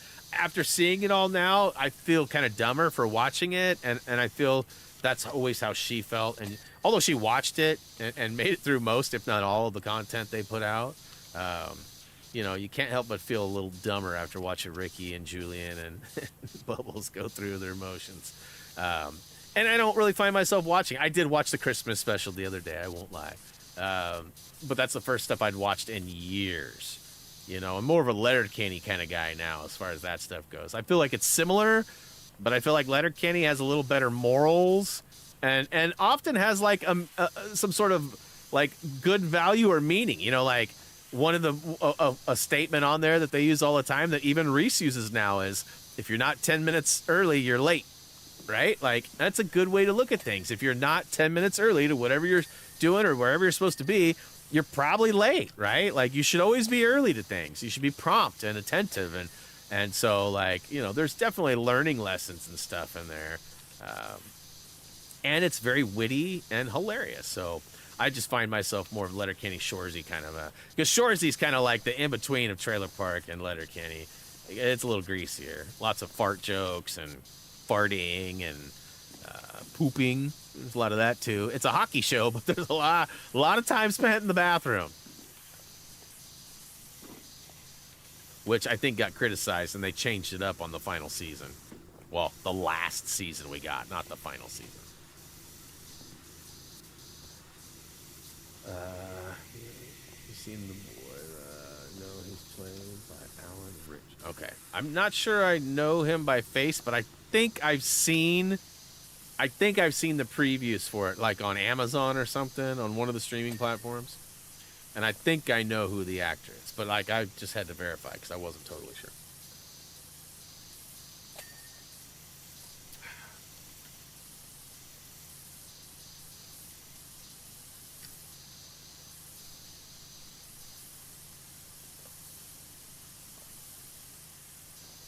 ASIP. What? ASIP. I have to start ASIP. I'm sure I know what that is. Why is it not clicking for me, Justin? Help me out.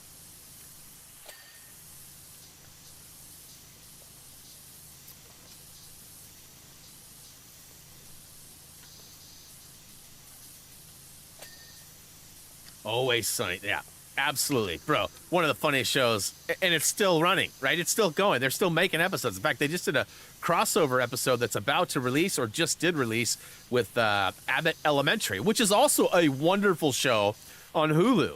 I think it's on ABC TV, but we watch it on Hulu. It's hilarious. It's like The Office, but in a school environment. So like, you know, candid cameras, talks with the camera. I mean, it's very much the Office format, but with an elementary school in an inner city. Like I think it's Philadelphia, I want to say. It's great. It's great. I love the actors. I mean, it's really good. And Philly, though, dude, Charlie, the Rat King. I mean, come on. Like, there's so much to talk about. One of my favorite lines too is he's kind of having Charlie Day. He's having a rough day, and Dee has 2 tickets to go to a spa, and she invites Charlie, who's just dumber than a box of rocks, and she's like, Charlie, I got these tickets to go to a spa. We got a spa day. Do you want to come with me? And he's like, can't help but feel like you haven't finished that word there. You're saying spa, but do you mean spaghetti? Is it a spaghetti day? Or what do you mean by spa day? You know, like, and so he starts breaking down like what a spaghetti day would look like and what it would entail, and like, you know, like if he would be okay with it. And she's like, no, a spa day. And he's like, this spa, I'm not sure what you speak of. Like, it's dumb funny. It's stupid funny. And Glenn Howerton is amazing. And if you like that show, if you like Sunny in Philly, then you should watch AP Bio on Netflix as well. It's way less greasy. I mean, Danny DeVito greases up Sunny in Philly big time, but in the best of ways if you like that stuff. And without it, like, the AP Bio it's a really good witty show too. Again, kind of like an Office type format, but yet in a school setting. And it's all about, like, you know, one teacher in his classroom throughout, you know, I guess a full year of school that goes over 4 seasons, something like that. It's really good. We binged the crap out of that and loved every minute of it. Glenn Howerton's awesome. He's a great actor. He's really good in pretty much everything I've ever seen him in. It's usually a similar typecasty role, you know, like, and often people take that as a negative. I don't think typecasting is necessarily bad. If you're like a murderous child predator and you beat women and do bad things to women, then yes, that's not the typecast you want to be, right? And there are a couple of guys, I think Buscemi was locked into a role like that for a minute, the way, you know, his appearance comes across. But ultimately, like, you know, if it's typecast and you're good at what you do it, you know. Yeah, Always Sunny in Philly, highly recommend that too. But it's a wild ride. There's some crazy stuff. I mean, there's references to some uncomfortable material at times, but it's also what makes the show so good. You know, it does not hold back pretty much on anything, which is glorious.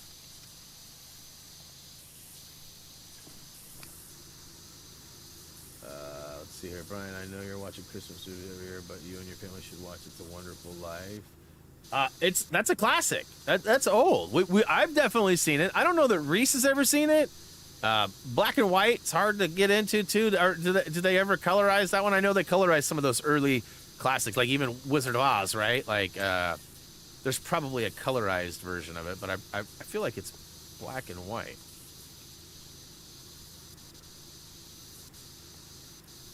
Yeah, definitely good values, good wholesome, you know, a good wholesome story, right? It has been a long time since I've seen it, though.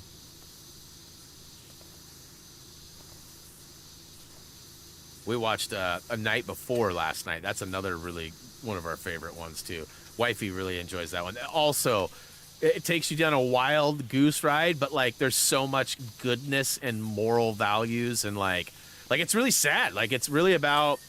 you know, 2 friends who have a third friend that lost his family on Christmas, and like he's having to like move out of the house and like spend it all by himself and like do all this stuff on like I think his parents died like the day before Christmas or something like that, and like he has girl problems, and it's all about party and sports and, you know, social media and drugs and you know, church and Run DMC, and I mean, there's some good stuff in there.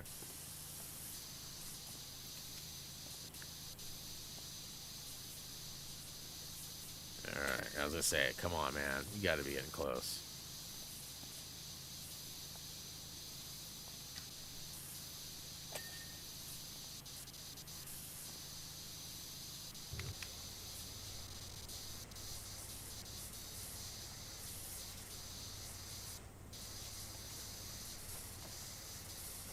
Yeah. Look at it, just shred those things. Sometimes the power actually does help on the smaller stuff too. Like the objects that have round surfaces and stuff, it does seem to maybe cover more ground than like the yellow would. Although the width is wider, it's like it hits harder, so it reaches further around almost. I don't know if that's really true, and I still pretty much stand by my whole theory of I think they all shred at about the same, but they all come with different tasks or qualities. So like the green is wider but isn't as strong, so you have to go over certain areas a couple of times. Same with the yellow at times, or the white, right? And the red is shreddy and it'll rip through a bunch of stuff, but it often leaves like stripes if you move too fast. So you have to, again, go back over the same area, even though 98% of it's clean and it's not always done. So I do feel like it's just dealer's choice, whatever color you like and you feel good about it. But I do feel like yellow is the least amount of back and forth for me. But, you know, to each their own.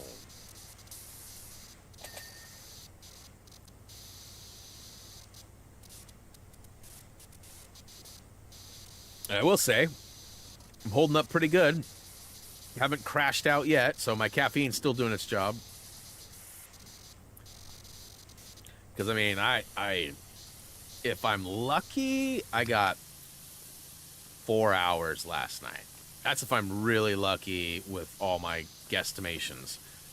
Realistically, I think it's more like 3.5. Which is a lot less than I'm used to. And, you know, under the circumstances of what I was doing during those times, body's a little bit worn out and ready for beddy bye. But I'll sleep good tonight. Like I said, I got plans all day today. I got the whole days figured out almost to the minute. And part of it will be spending money I don't want to spend. And I'll get to spend a lot of it with wifey and some of it with Reese. And so it's positive, right? It's good. It's good.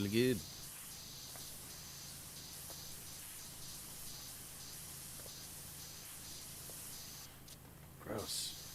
Do you even clean your shelves, man? Like, you know how grounded I would have been if my shelving would have looked like this as a kid? I had some really cool shelves, too. I'm sure I've told you guys before, but when my parents, we moved from Salem. Well, technically, you know, I was born in Staten and immediately moved to Salem to an apartment. And we lived here for probably 7-8 months before my parents found a place up in Cedar Hills. And I lived at Cedar Hills in an apartment up there, which is kind of Beaverton, Hillsboro, Portland area. None of you probably know any of that, maybe Justin.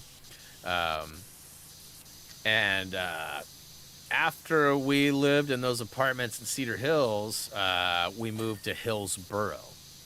And spent about a year and a half in Hillsboro. So I was about 4 when we moved to Rock Creek, Beaverton area. And right after that, I would say less than a year of buying that house and moving into Rock Creek, my parents split up. It started off with the separation, and the separation quickly became a divorce. Well, it really felt like Drexler just ran by me, shook the floor. They must be downstairs messing with stuff. So that first year, I want to say we moved in right around Christmas and we spent Christmas together. That second year, when I was like 6, 7, my dad sent me to my grandparents for a whole week. And I just thought it was like a vacation to go spend with them over Christmas break, right? Which was very unusual. I spent summers with them. I didn't spend holiday breaks with them. We went and saw them on Christmas Day and all that, but I never went and stayed with them. And I remember I came home on Christmas Day. So I ended up staying there with them, spent the week with them, and then we did Christmas Day and morning at my grandparents. And then I came home, and when I went into my room, the entire back wall, so when you walked in, it was like a rectangle long ways, right? You walked in on this corner over here. This wall right here was where my bed was, and this entire wall had a elaborate shelf system with like a light and a pinup board and a seat with storage under it. Like, my dad had made this super cool shelving system, and I absolutely love that. It was like one of my favorite things as a kid growing up. And I just remember, like, you know, having to keep those shelves pretty clean, and I had a bunch of them too, and I wasn't very good at it. I mean, I was a young single kid, you know, a single child with ADHD, and a dad who was very much interested in being a father, but also very interested in his own life, right, moving forward. So lots of women coming and going, and dates and things like that for a long time. So I didn't have a whole lot of supervision for a lot of my days and nights, even, for that matter. And so things would get a little messy.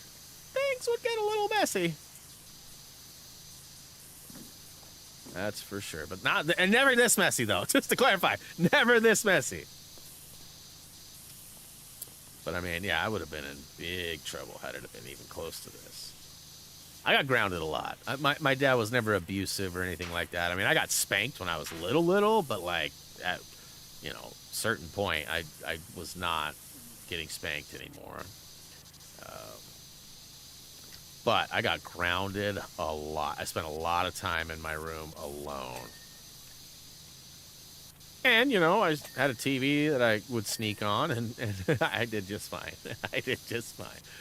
Although I got in trouble for some of that sometimes, too, which was never good. But, you know, you live and you learn, you know. I got really good at, like, keeping the volume down and putting a towel under the door so the light wouldn't show through. And I learned a lot of things throughout those years, you know. Very, very useful skills.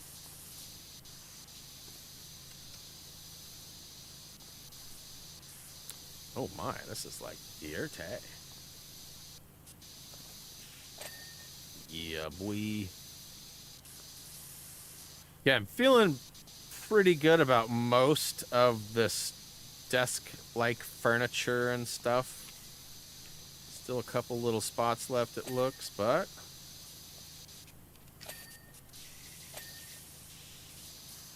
Ooh.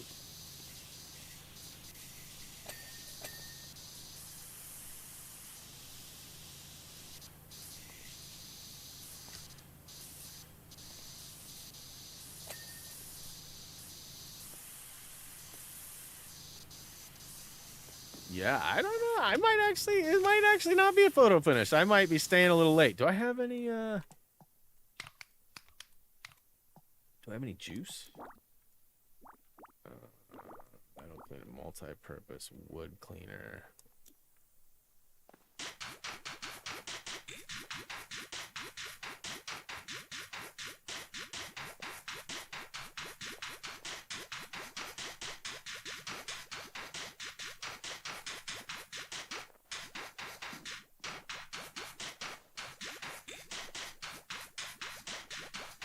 I don't know if this stuff is actually better or worse. I got those skills as a kid. Yeah, man. It's funny how you pick up those things, right? I mean, it's amazing how the brain works. Speaking of the brain, I read this thing the other day that was really like way far into the future, but apparently there's been some sort of study going on that they believe they can capture certain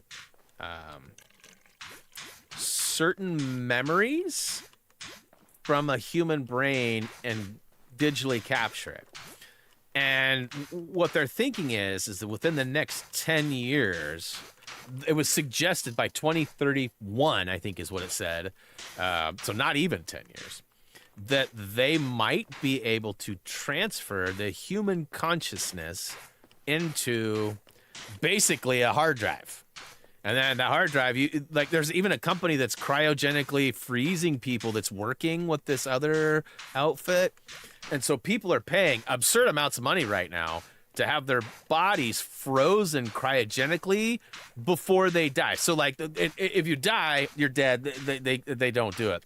But if you are let's say maybe you have like, you know, not very much time left, or you know, maybe you're just getting older, they are freezing people or setting up contracts to freeze people so that they can potentially be brought back later. Now, the technology does not exist to bring somebody back from the dead yet. So these people are paying a ton of money in hopes that someday the technology will be created, right? And that's crazy to me. I mean, some people clearly have way more money than they need. I mean, I guess if you're going to die and you got no kids or nothing to give it to, like, probably not the worst way to spend your money. Like, if you don't have anybody to benefit from it, right? Like, you don't have a city that you love or whatever that you could give to or donate to. But I mean, I feel like there's better ways to spend money, right? And I mean, I don't know that I would want to be brought back. Let's say Reese's great-great-grandchildren are part of the generation that's a thing. And they're like, hey, great-great-great-great-grandpa Brian. You know, they bring me out of, I mean, I don't know if they'd be able to handle me, first of all. And second of all, like, I don't know if I'd want to be able to deal with that. Like, right? Like,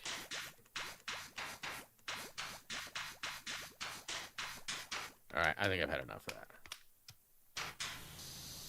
I don't find that was working. Like some of those really thick, gunky walls in like the sewers or whatever, like maybe, but like I don't feel that works all that good.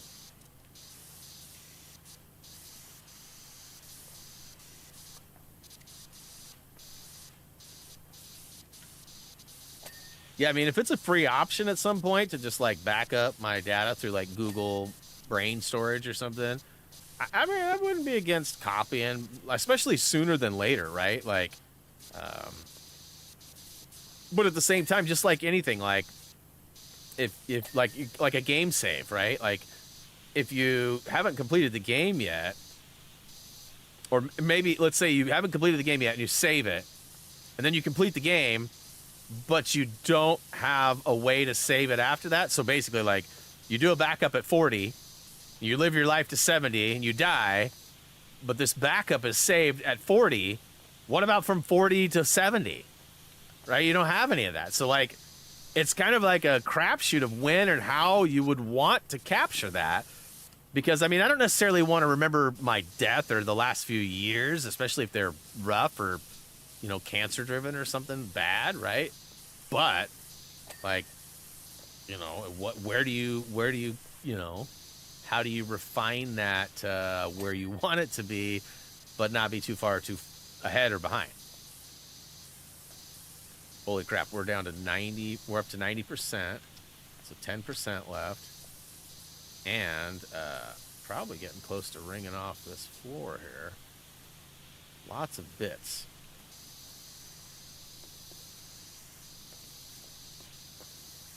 That's gross. It's all bad on the outside. I thought it smelled bad on the outside. I wonder who made Harrison take that take in that way in Star Wars, right? Like, who's like, bro, it smells so bad, you need to take 4 breaths yeah, before you can finish the statement.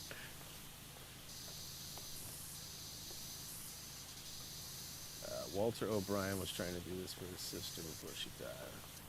Oh, interesting.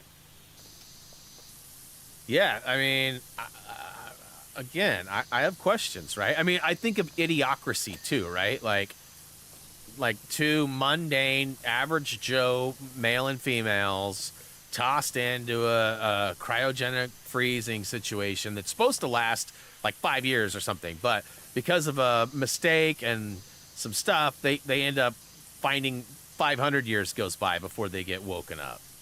And I mean, could you imagine waking up in 500 years from now and how different things would be? I mean, the movie's probably not wrong in a lot of ways, but it's also probably wrong in a lot of ways. Like, it's probably worse in some aspects and way better in others too, right? Like, I don't know that there will ever have like adult favors or dances at Starbucks like they do in the movie, but I mean, we clearly have an abundance of those types of establishments throughout, you know, our locals, especially in Portland.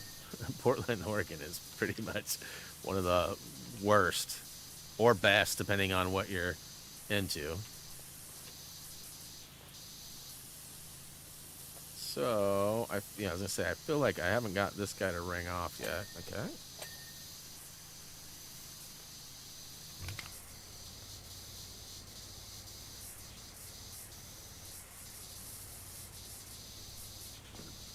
Even the staff has stuff.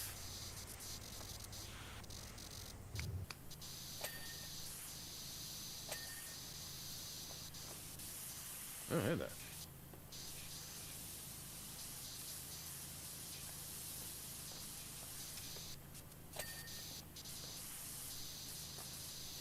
The hat. Okay, so where it at? Here we go. All right, so we've got most of this done up here. Oh.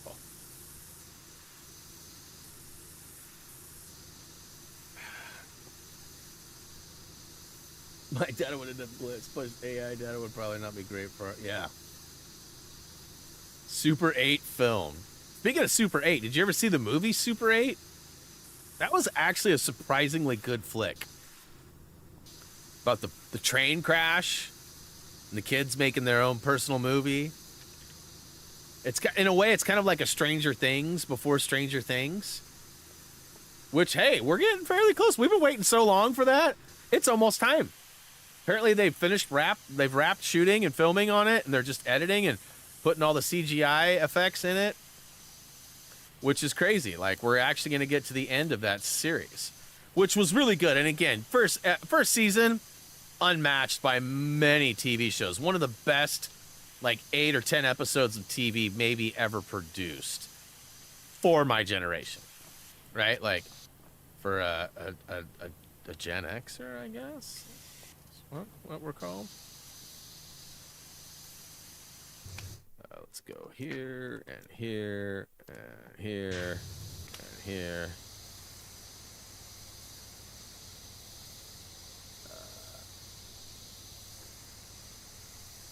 Or just have rewinding me about tractor racing. Tractor racing? Tractor tipping? Remember that from Cars, the movie, the tractor tipping? Reese was really into that because, like, they made like a fart noise when they fell over. So, oh my god, that was like one of his favorite things in the world, watching those. In fact, they actually had a Cars game that had a whole mode of tractor tipping in it. You had to sneak around and, like, it was actually really cool. Otherwise, the what was his name? The big combine. He had a name though. It wasn't the Banshee. What was it? Maybe it was the Banshee. I don't know. But he'd come and get you. Mater and McQueen would have to go around and silently knock over. And there was like different levels, so you had to do like, you know, tip like 3 in this level and 5 in this level and 10 in that level, and it was actually really cool. Reese and I had a blast playing. I want to say PS2.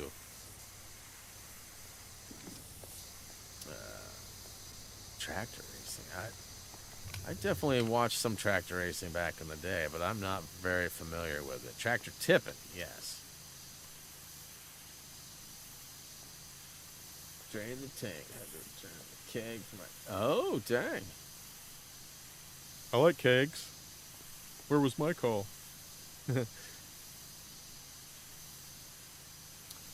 That's kind of what I'm thinking too. Like, there's a couple of distribution places locally that actually sell that E85 gas I was talking about earlier, and you can get it in 5-gallon drums. But if you think about it, like, a car's tank is like, you know, 13 to 17 on average, and I mean, So you'd need 3 5-gallon drums to fill up your car with E85. And I mean, I don't know cost effective how it is or whatever, but I just feel like that's not the way to go. Whoa, hearing things again. Oh, 95. This is going to be about perfect, you guys. So I know I have to work on the top of that red, this guy over here on the other side. And then I've got these 2 ceilings.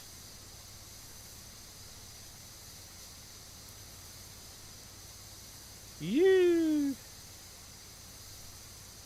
This mode is like, I don't like this one as much for some reason. You get a little bit more flexibility in some of the angles, but like, I just don't necessarily like it as much. I kind of wish I had a keyboard and mouse for this functionality too. Like, I'm normally not interested in KB and mouse scenarios, but you know, the precision of some of these spots would be so much easier with a mouse than it is with a controller.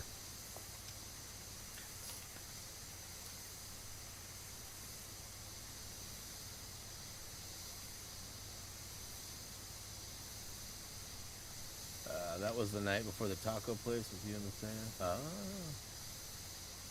That was a while ago then.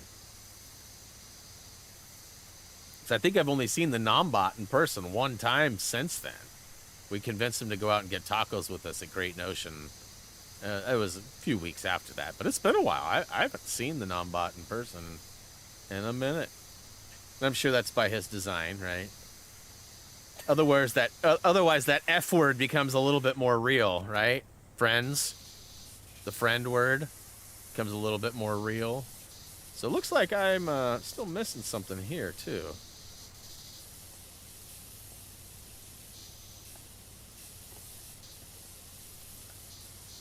Yeah, Nom would hate to actually have to admit to the friend word.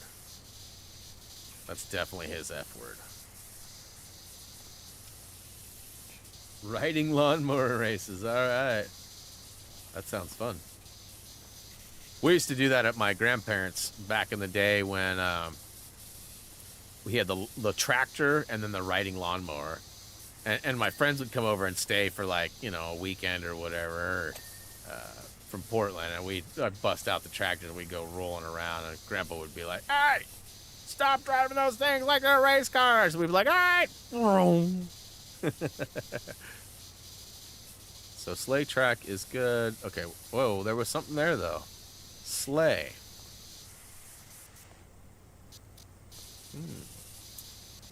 Just not seeing anything. Are you guys seeing anything? Must be from the top. Because I've gone all the way around. Wait, is that it right there? No. Okay, well, there was something there, but... Okay, sleigh seat.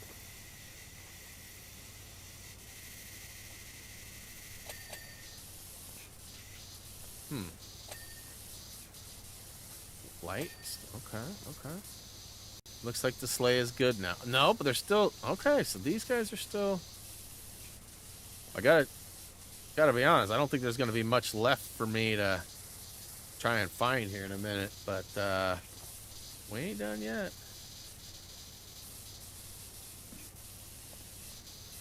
No. Okay. E crossbar. Where is it? Okay, got that one.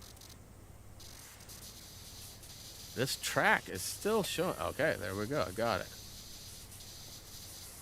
I'm not seeing any other bits. Oh, there was something in there.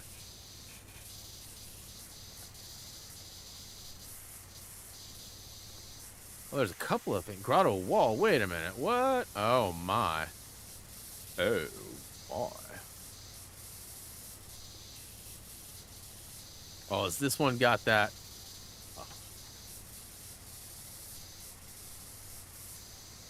Haha!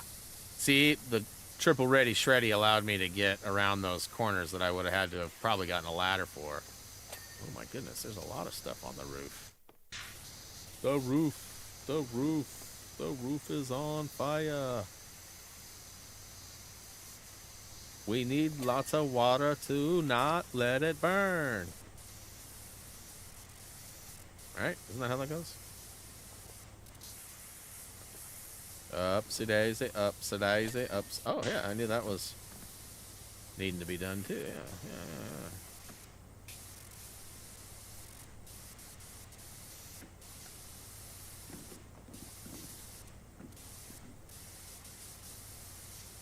Well, it's basically done, but it's not done. Oof.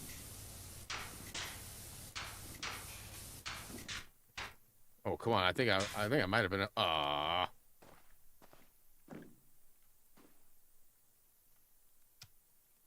Hey! Looks so inappropriate. Hey, look at that. Alright. And the room's looking pretty ping-free other than this other side over here. So I guess let's go ahead and take out these lights and stuff. I clearly saw that was one of them.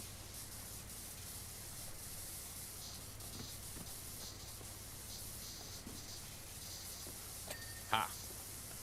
Nailed it.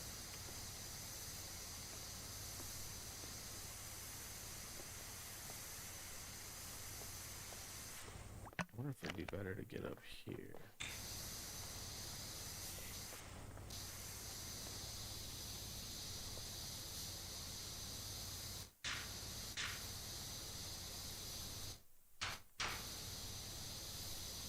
Push the wrong button.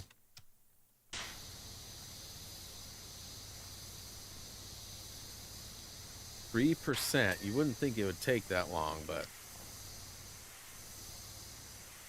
it is a pretty big surface area, so it actually should go, 98.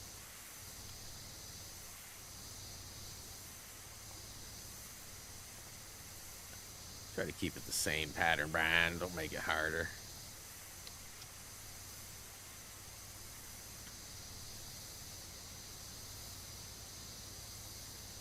All right, so just a reminder for those who are still out there, we won't be streaming tomorrow or Wednesday. That is for sure. Normally, those would be days that are possibilities. Thursday, we are not going to be streaming either. That's a normal day off. And right now, my goal is to be back Friday for a Apex stream. That is my goal. I'm going to try to make it happen, even if it's just me and like one person, like me or Gray, me or Toot, or me or, I don't know. Kirsten's gone, so she cannot participate right now. Even if we were to do the Fortnite stuff, we would probably wait till she got back so she's not left out. And that may be our Tuesday game moving forward soon. We've talked about playing Helldivers 2. We've talked about playing Space Marine. We've talked about playing, not Astrobot, but the Little Big Planet one, the Sackboy one. We've talked about playing a whole bunch of different games. We're not sure what we're going to land on. It'll largely have to do with, fundage. I can often help with a lot of these games we have to buy, but I can't always buy them all depending on the month or what's going on or how much it is. Like Space Marine's like a full price game still, so I don't think we'll go that way right now. But it is possible. Okay, I need a ladder.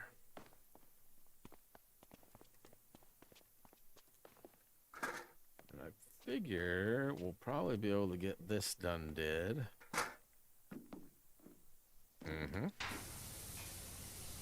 Let's go ahead and drop that off.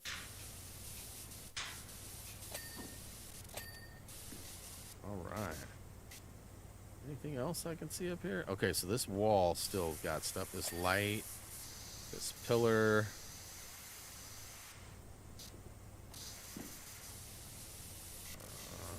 pretty clean. It's pretty good. That's good. That light's good. This pillar down here is not.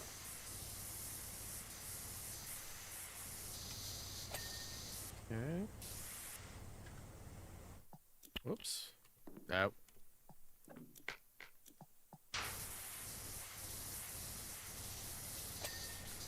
Okay. It's not a spot. Ooh, I see that lamp back there. Couple of lamps, actually.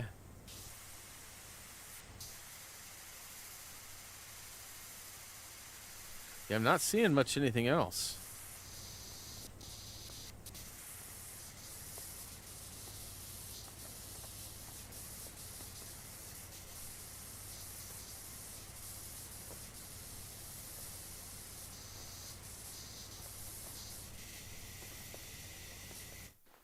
Can I get up there?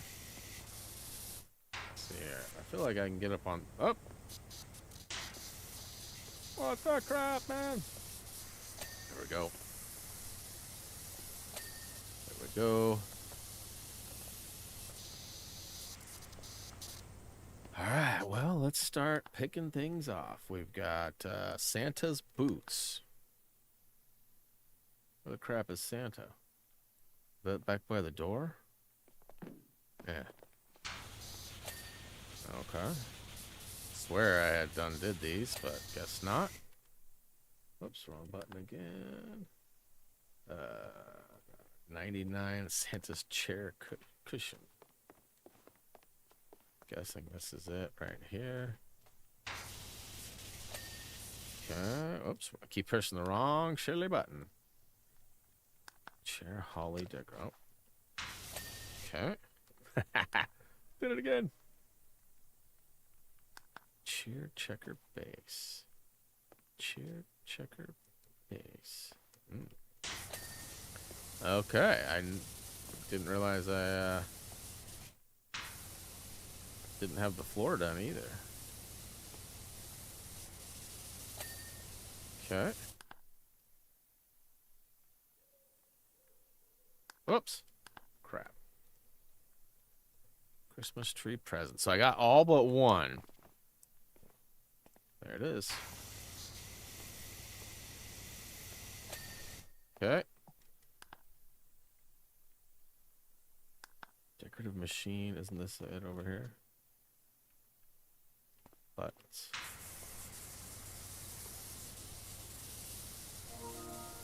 Whoa! What is that? Who is that? Almost recognize that name. Hopefully the Tyler P is having a good holiday. Holiday.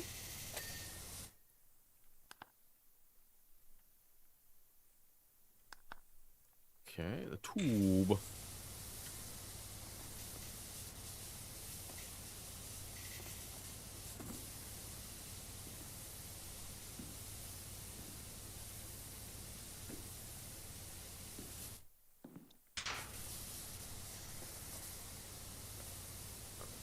Okay.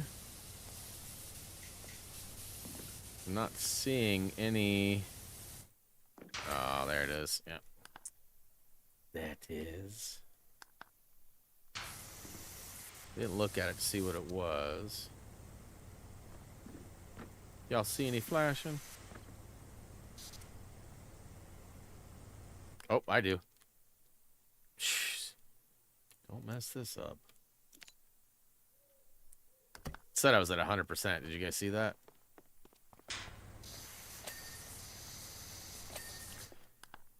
Alright. Fireplace cover.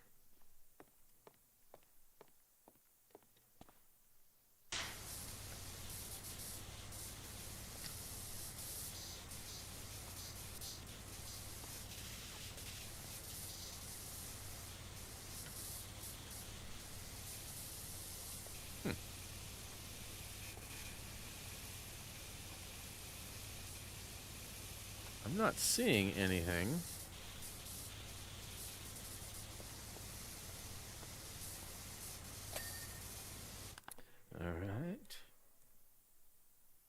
Fireplace gonk. Oh. It's like a cat in the hat more than anything. Okay. Fireplace presents. Was that all of them, or?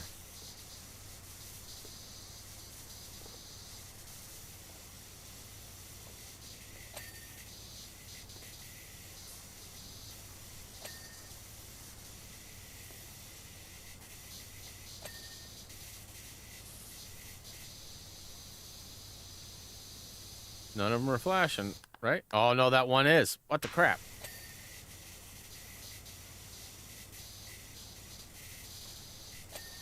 Sure, this is real good for the wrapping paper, too, eh? Okay, so I think we got... Oh, no, there's still one more. Got it. Giant pool tables. Oh. I wondered about this, because I hit the bottom and got it good early, but... I didn't know if that rang off or not.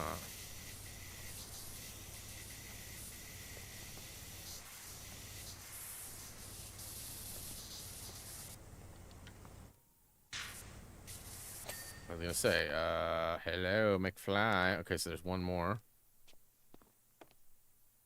How did I see that all the way over there in the corner?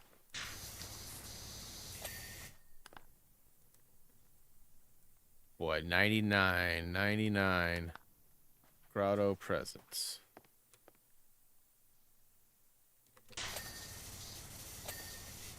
Okay. Grotto skirting.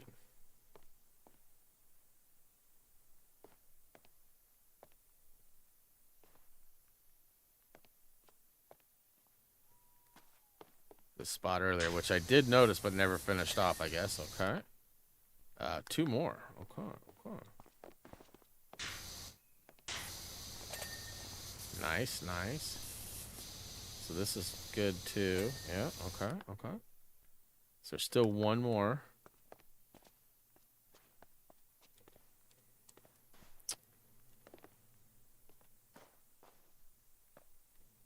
So one of them's flashing right now, but I'm not seeing it.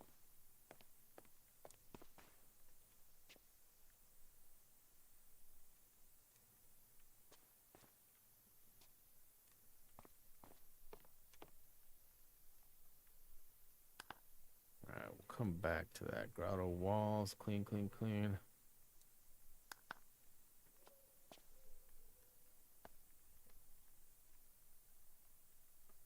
Grotto paneling.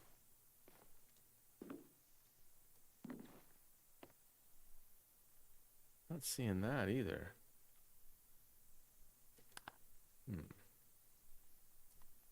Oh, it's not. Okay.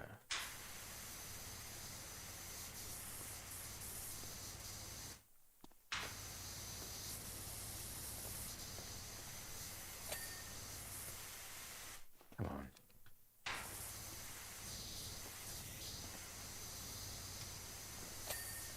Alright.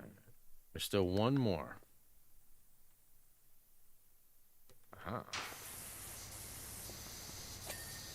Nailed it. Auto wall panelings. Is that panel? No, it's a column. It's one of the lower ones, right?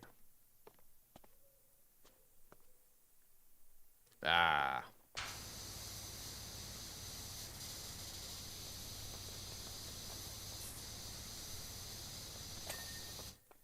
All right.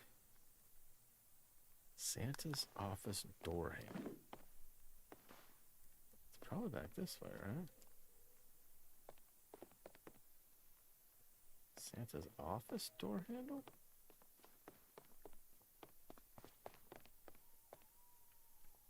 No. Is it up there? Is there another door up there? That's got to be it up there, huh?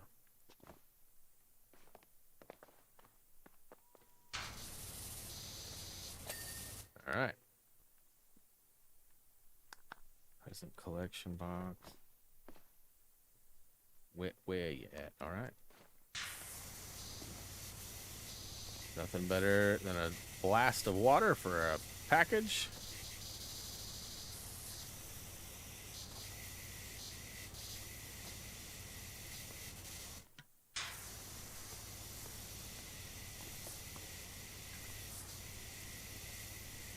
Okay. I mean, it's like there. There we go.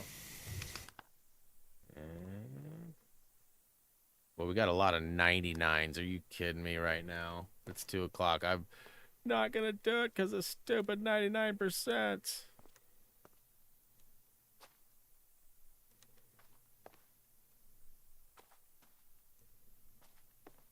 Where it at?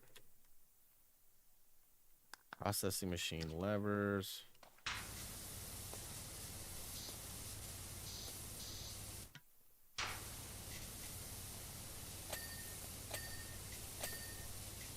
Okay.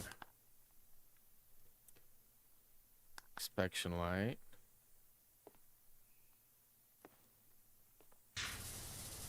Inspection light. Okay, that is it.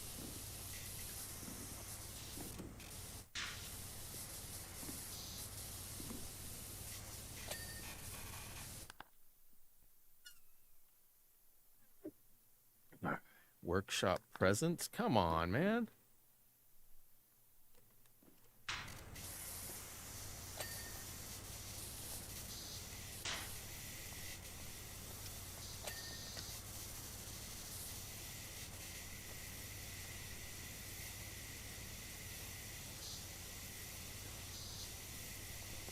One of them still got... there we go.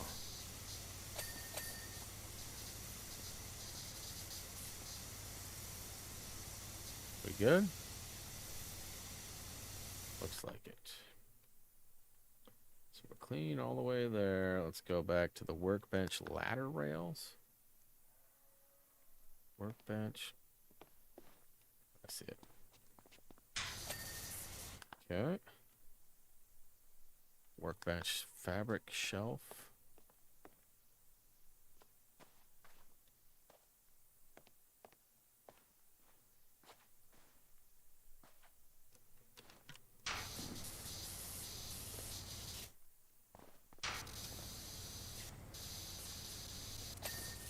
Okay. And toy plane. Try on one of the tables, eh?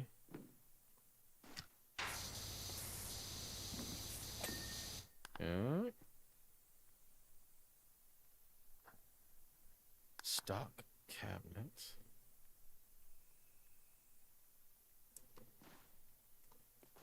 Ooh.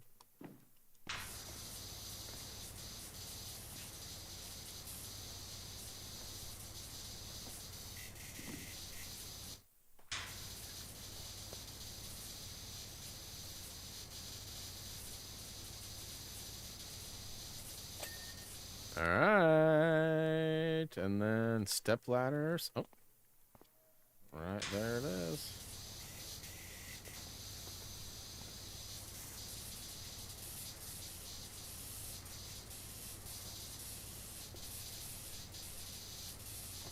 Anytime now, ladder.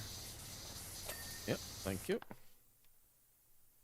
And sleigh lantern hook. Sleigh lantern hook. Sleigh lantern hook. It's got to be one of these guys. So one of these. Yeah. Man, I spent so much time on these guys. For them to just betray me like this. Okay. Sleigh bells.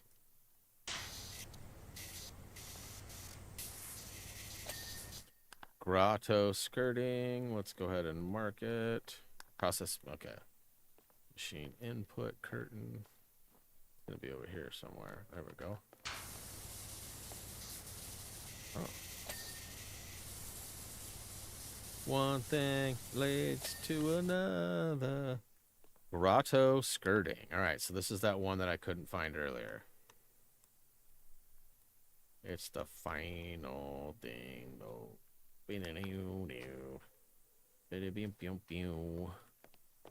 Thought it was this, but nope.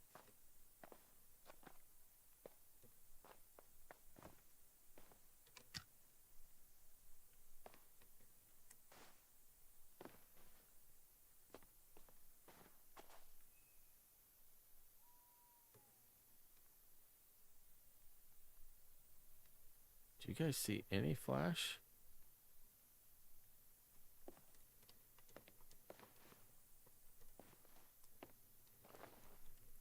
Is it perhaps glitch? Oh, nope, I see it.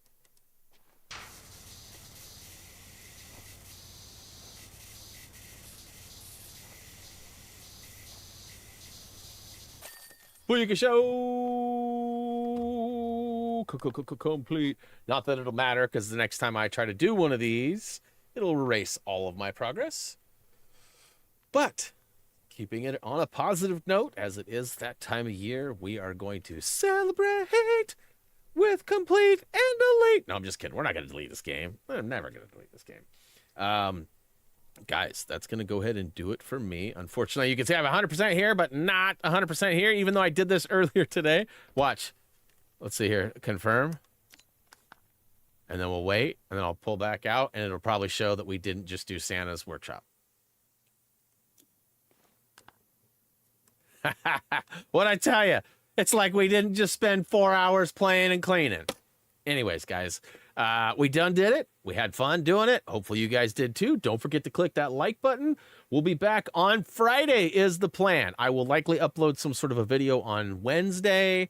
I don't know if I'll share that with the whole channel or just the Discord or whatever, but I'll be looking for some trollery from yours truly. And I hope you guys have a very Merry Christmas for those who celebrate.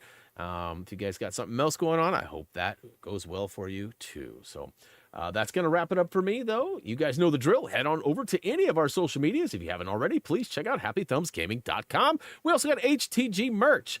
Probably not time to get a package sent out to your loved one for Christmas, but if they got a birthday or something, we'd love to see you sporting some HTG stuff. But guys, that's going to do it for me. As always, until next time.